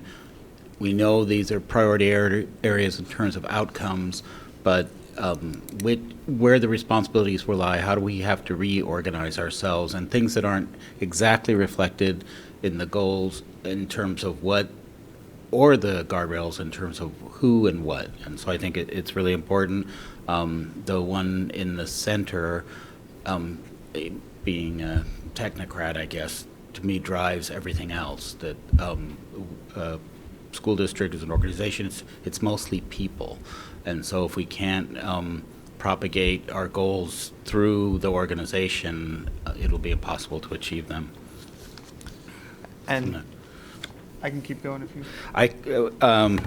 Again, with this chart, we want to keep checking and rechecking that we can map the priorities back to the goals and guardrails, and where, not just that they're in the ballpark. As we get further into the initiatives and the outcomes that we expect from those initiatives, the litmus test for us will be, so we have some specific interim measures that are applied to these goals. So how will this initiative affect those metrics? And what is our theory of action that each initiative that we prioritize, if we can't tie it back to this relates to a goal or a guardrail, then we'll have to have a serious conversation. And I won't promise that as we thought through this, and hopefully the board would appreciate this feedback, as we're thinking about it, we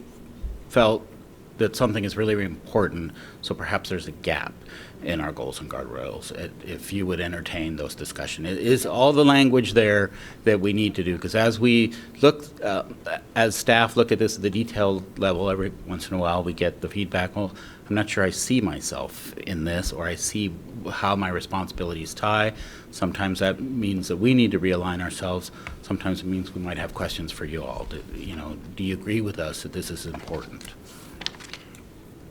I'm seeing lots of shaking heads. Yeah, well, and I think the important thing is that the measurement of the progress on the goals is evaluative of the whole system together. So that anything we do, I think we need to ask ourselves, does this get us closer to achieving our goals, and does it honor our guardrails? And if the answer is no, not at all, we should probably think about whether, why we're doing it. If the answer is kind of, and it's within budget, there might be really good reasons to continue doing it. But it's ultimately about the monitoring it's not meant to be exclusive. It's meant to be evaluative of just generally, are the things that we're putting resources toward, the activities that we're doing, moving us closer towards, because I think Michelle talked about it, we've had a lot of input-based conversation, lots of compliance and box checking in this district where, well, did we do these things? Yes, sign the form, send it to OSPI. And where I think we're trying to go is, and did all of those things together improve student learning and student outcomes?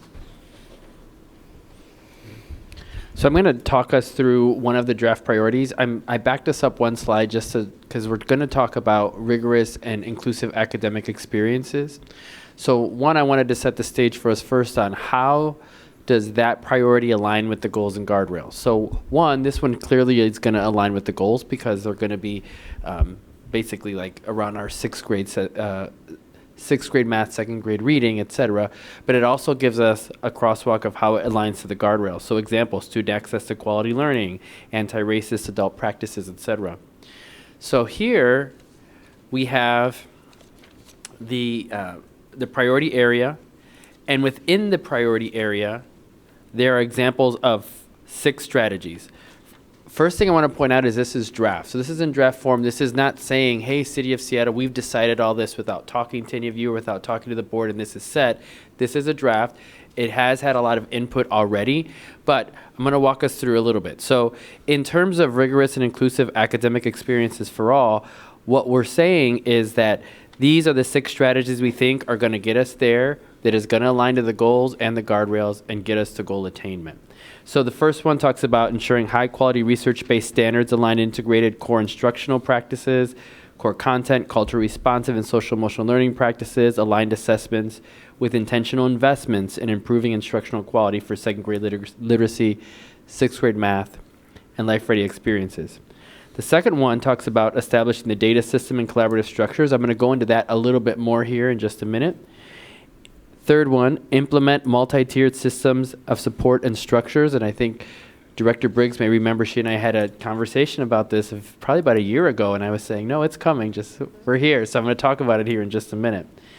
Design clear learning pathways. I think this is very relevant to the conversation we just had earlier today about what's going on with our high school schedules, what are the learning experiences, thinking about what are the credit accessibility for all of our high school students, depending on what high school you're at.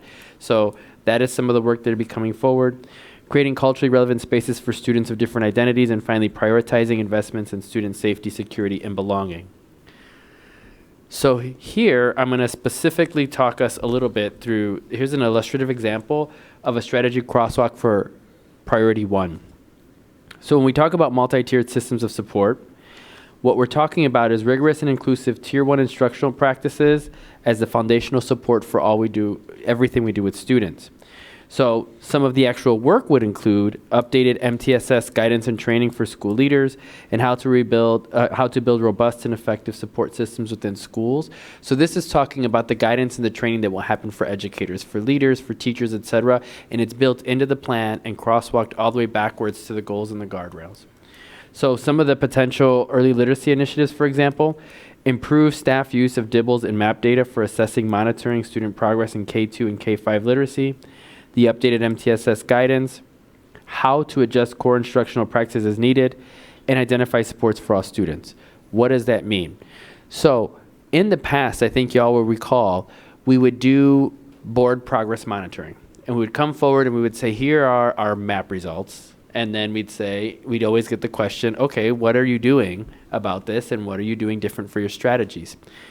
One of the things we're going to start doing now is we have a structure whereby there is a students' academics and services cabinet. That means anyone that works, the leadership of student services, the leadership of academics and CAI, and the leadership of schools are all in one space, looking at the data and making decisions as to what's going to happen next. So for example, when we have DIBELS data available for K through 2, we're going to look at that, unpack that, see what students' needs are, and start providing support out to schools, to the educators, for what we think needs to happen to start moving that data, and in conjunction with the educators. One of the things I've been clear about is this needs to be a two-way street. It can't be that we're just coming out and saying, here are your materials and here you go. We also need to hear back from the field as to what they need. But in doing that strategy, it is a different approach to this than what we've done traditionally. This is actually us coming in a proactive way and having clear strategies ready to go when we come to report. So we're doing all the data analysis. When we come to report to the board, what we're going to tell is this is the data, but here are the things that we're doing, and here are the clear practices that we're supporting our schools in to get kids over the line. So I'm going to turn it back over to Deputy Chief Gersey, I believe, to close us out, but willing to take any questions as well. I think Or is it? I have the closing remarks, but Okay. any questions for Dr. Torres Morales? So if we could just go to the last slide. We just have a few steps. big steps left to complete. So we've talked to, about kind of priority areas. Those are leading to strategies and specific initiatives. We're working those now, trying to map them to goals, guardrails, and make sure that we understand the relationship to the goals that we're trying to achieve. And those will be, that linkage will be achieved through metrics that actually measure. And as you all know, our progress monitoring process is all about specific metrics and interim goals. And then we met last night and are continuing to meet with an advisory task force that as we go through this process, we need to find other ways to also provide stakeholder feedback with the community, with students and staff. When we get granular enough so we can say specifically, what will these initiatives lead to? What will be the change on the ground? And then to refine those, and then finally conduct deeper engagement on both what those initiatives are and how we're going to measure them. And so there's still a lot to go. There's also the transition in leadership, both with the superintendent and the board. And so we're trying to find a milestone where this work is complete enough, but still there's room to finalize it with the leadership that will be in place later this year, early next year, as things go. So happy to take any questions about any of this. Mr. Kersey, did you have? Board directors? I just have a quick comment.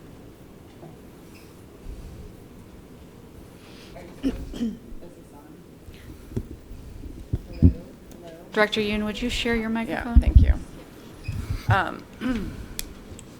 I just wanted to say thank you so much. I feel like this feels different. Like stuff's happening, and it's really, really nice to see. And I appreciate all the work that went into it. So thank you. The teams worked really hard. We really appreciate our community partners that help us fund this work to get partners on the ground. I think this particular time, with leadership changes and other things going on is kind of an opportunity for this. So we really appreciate your support as well. Director Rankin? Thanks. Yeah, I want to second that. This feels real and responsive. Yeah. So the question that I have, and I appreciate the position that you're in to sort of, we need to move work forward, but we don't want something so nailed down that somebody else comes in and is like, well, that's not what I want to do. The values of our community are not going to change. So, and what we want for students is not going to change. So this is just really important foundational work. The question I have is, this is also very much in the weeds, and some people love to get into the weeds, but a lot of people just kind of want to know what's going on. So is there an associated, aside from tuning into a board meeting, because as I like to say, this is a meeting that we hold in public. It's not a meeting for the public. So is there an accompanying strategy or communication description that is specifically to communicate to the public, hey, this is what's going on, this is how we're keeping you updated? Yes, and per your encouragement, we have a website. Maybe Dr. Torres Morel? No.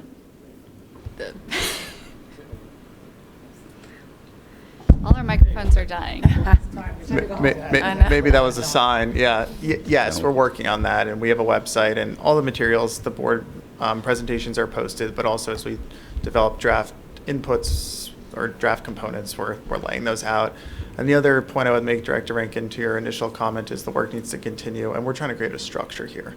And if you can create a structure, you can insert into that structure changes, no problem. But if to go back to our earlier conversation about the high school day, if we want to add a strategy around using time differently, we have a structure within which to add that strategy, and it fits within the bigger picture. I think our task force is helping us,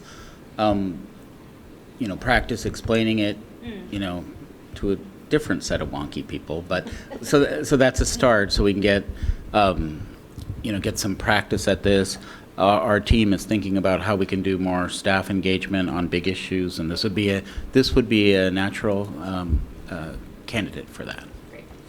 I will just add on, I think I've chatted with Chief Redmond a little bit about the opportunity, at least for the ERS material, to be a roadshow and how and doing that. And super excited I think we're going to start that here shortly too. But again, I want to echo what Vice President Briggs and Director Rankin said, is I appreciate this work, and I appreciate that the continual updates. I know that each time I say this has to be on the agenda, it's like it has to be on the agenda again. But yes, I appreciate that we continue to move along and see progress. I would really like to thank leaders around the district who learned from the past years about how some of this was approached and are using that. Well, some things and priorities, I think people say, well, they're not surprises there. We kind of knew this, but they also recognize we need to do something different this time to make incremental progress over where we've been. All right. Thank you, Dr. Torres Morales, Deputy Chief of Staff Garcia, and Superintendent Podesta. We're going to move to the last item on our agenda, which is board, committee, and liaison reports. So I'll start. I'm just going to say again, this Friday will be our first of our follow-up engagement events on the superintendent leadership profile.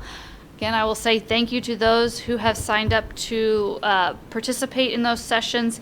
If you have not, please get your availability to Carrie as soon as possible.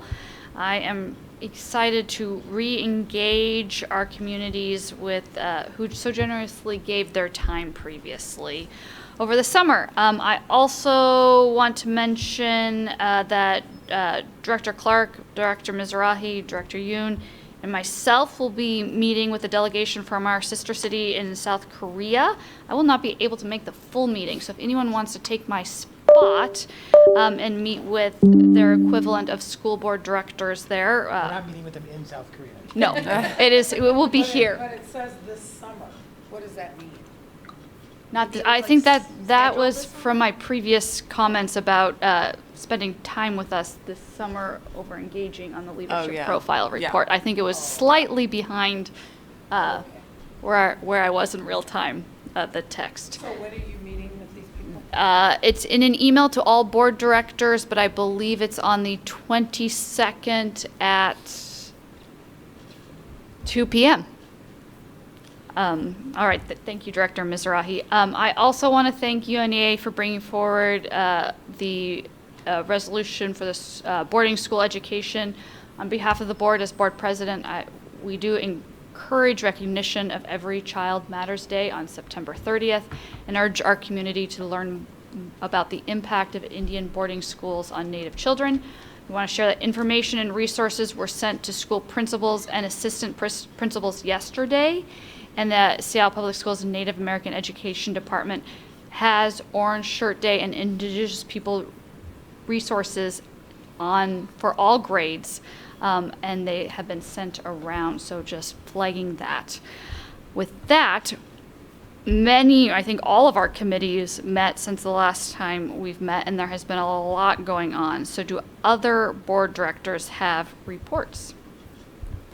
I do. Oh, Vice President Briggs. I can make this real quick. From the audit committee, I just wanted to make sure everybody knew that we had our first meeting with our non-voting community advisor member, Sherry Carr, which was great to have an outsider present. She had a lot of good input. And we are still looking for additional community advisors to serve in the role. I have spoken with Chief Redmond about putting a communication out so we can advertise more broadly, because I think it's on the website, but people aren't necessarily stumbling on that.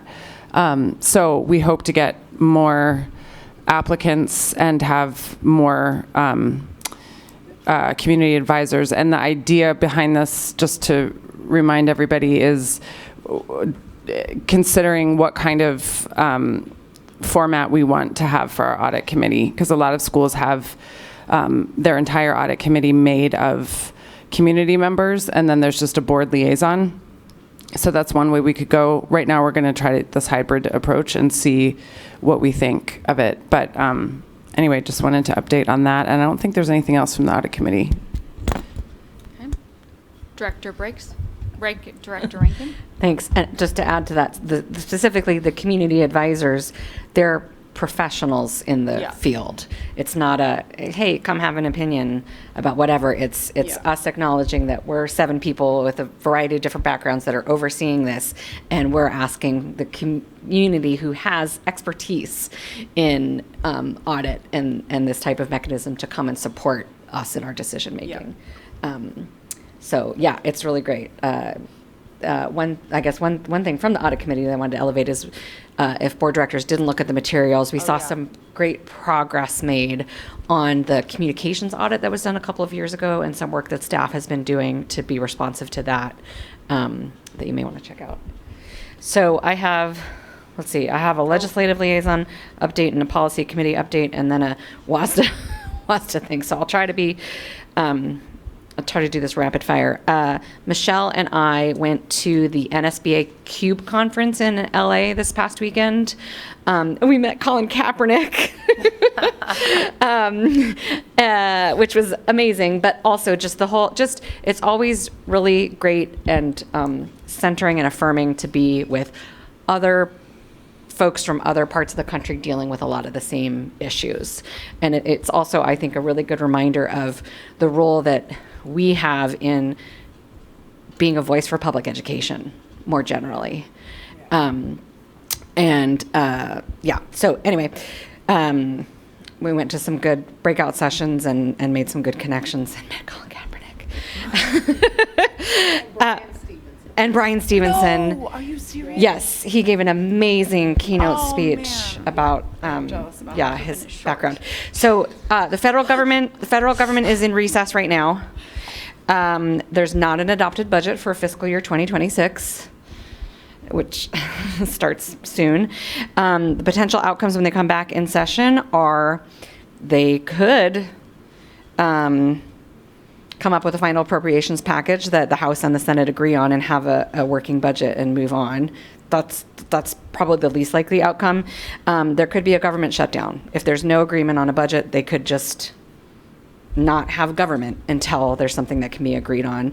The other of the options, there's a short-term continuing resolution, which we talked about some last year because we're operating under continuing resolution right now, which means that instead of creating a new budget, the federal government agrees to continue the previous year's budget. So we're actually operating under President Biden's last budget right now. The 2025 fiscal year was a continuing resolution. They need to figure it out and come to an agreement, or there's no money coming from the federal government. If there's a shutdown, no money leaves. There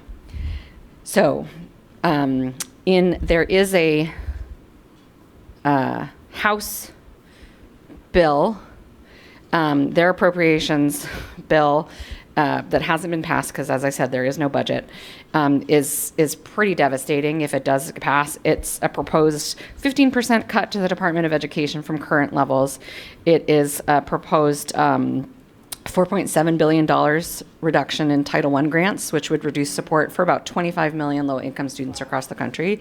Title II is eliminated. Title II Part B is eliminated, which is $2.2 billion for professional development in 80% of school districts across the country, including SPS. Again, that's not passed, but that's what the House is floating right now. The Senate Appropriations Committee recently approved a bipartisan proposal that would increase Title I funds, increase special education through IDEA Part B, maintain CTE grants at a level of $1.44 billion, and maintains $2.9 billion for Title II, which is that professional development. So I have written to our legislators in support of the Senate's package. Happy to share language if anybody else wants to weigh in on that.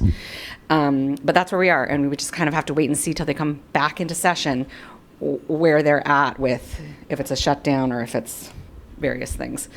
There's going to still be some folks trying to use some things that we don't want to see happen as a bargaining chip, which in budget reconciliation which is an expansion of school tax credits, or tax credits for school choice, which would allow folks to basically remove funds from the public system. And also, they're still floating again, converting title grants to block grants, which would basically just remove all requirements from the federal government for these targeted populations that these grants are intended to support, and just say, here you go, states, do whatever you want with the money. Which on the one hand, we still get the funds, but that means that for us, what we would want to do as a, I assume, school board is make sure that those funds don't just get disappeared into districts' general funds, that we're still using them to prioritize the more vulnerable populations that they were intended to serve. So that's all coming our way. Policy committee, we met for the first time this school year. We are moving forward on our next set of deliverables. If you're a nerd, it's very exciting. I am a nerd, I'm very excited. We're moving into how do we create a structure for ourselves to actually have the capacity and the practice of providing oversight for all of our policies and various reports that come out of them. So lots of districts do it different ways. We're going to have Sandy Hayes from North Shore School District, which is really, I would say, kind of the gold standard in terms of functionality in our state. She's also a past WASDA board president. She's going to come to our next committee meeting and talk about how they maintain their policy manual and their schedule of oversight in North Shore for us to learn from. We will also, as individual members of the committee, be reaching out and looking at websites of other districts and seeing what their structures are so that we can inform ourselves about what we think might work well for us to bring back to you all. And then the last thing is I am representing us at WASDA General Assembly on Saturday, where the legislative representatives from WASDA, every board gets one vote. I'm our delegate. There's not that many positions to vote on, but we all come together, and just like PTA and other membership organizations, there's positions that have been brought forth by membership. We all vote as a body, and then depending on the outcome, that's our membership's adopted position. I sent the catalog to everybody, and apologies that I did not send it that many days ago.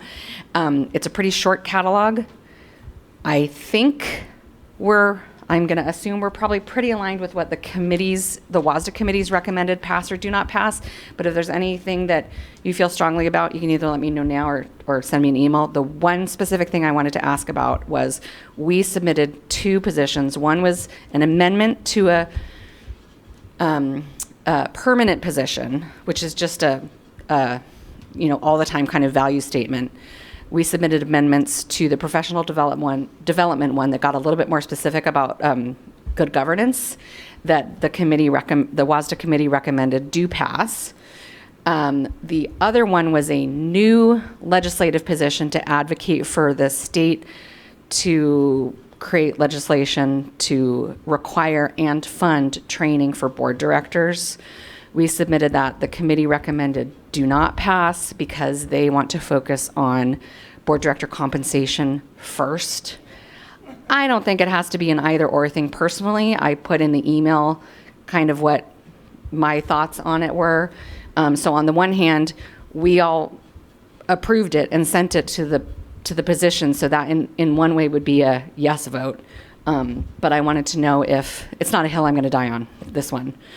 So if you all had thoughts about maintaining our position and me voting yes on the position that we submitted, or taking the recommendation of the committee and me voting no.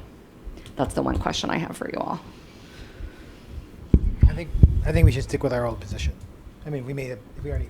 I would say stick with our own position, but if you feel like in the voting process that something changes, you have the flexibility to do that. Okay. Okay. What, are you done? Oh. Yeah, that's it. That's kind of the one. And then between now and Saturday, if something catches your eye in the assembly handbook, and there's something you feel really strongly about that's different than what the WASDA committee recommended, let me know. Okay.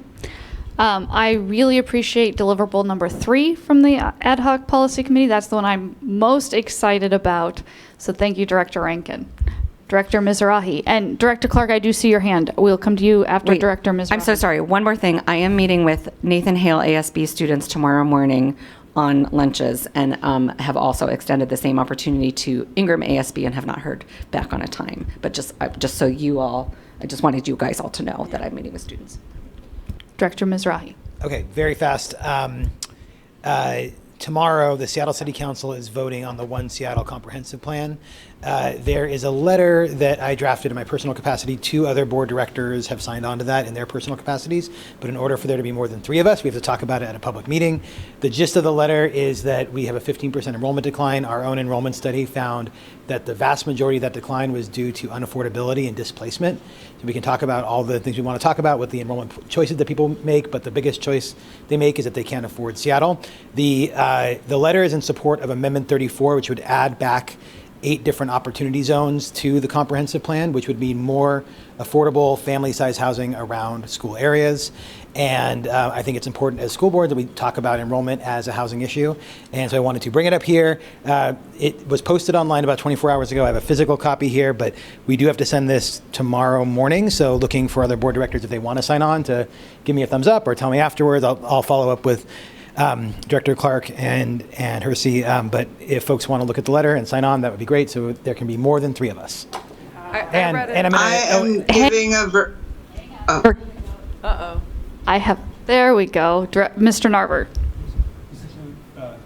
And just to echo what Director Mizrahi said, this is not board action. You're not taking a vote here. You're not speaking on behalf of the district. You are not advocating as the school district. You do not give up your right to advocate in your personal capacity by joining the board. You can advocate to government officials for a position you believe in, and other directors, should they choose to do so, can sign onto the letter in their individual capacities. But please don't get the impression that this is the school board advocating for this, or that you're making any kind of collective decision. Yeah, the first section, as you sit here. Yeah, the first sentence is we write this letter in our individual capacities. Yes, so, yeah. There we go. So I just wanted to clarify that. For transparency, I have signed on. Yes, it's Director Rankin and President Top. Thank you. Joe, I read it, and I'll sign on too. Perfect, thank you. Great. This is Director Clark. I have been engaging in the comp plan, and I know what amendment you're speaking to, and I would like to sign on in my personal capacity as well. Thanks for writing that. Just so folks are aware, Director Hersey had to leave at 8 this evening. All right, Director Clark. Thank you. I will be very brief, 2 minutes or less.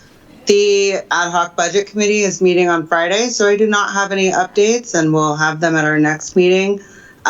Mainly, I just wanted to share with directors that the Council for Great City Schools annual conference is coming up in Philadelphia at the end of October. And we need to make some decisions quickly about if any of you would like to join me as the liaison. And so if you could please reach out to me and let me know so that I can start working with whoever I need to work with to get the budget for our attendance at this conference this year approved. I would really appreciate it. Before our next meeting would be ideal, but sooner is better. Okay, that's it. Thank you. All right. Anyone else? No. All right. There being no further business to come before the board, the regular board meeting is now adjourned at 8:24 p.m. Thank you, everyone, and I will see you all on the 24th, if not sooner. Yay.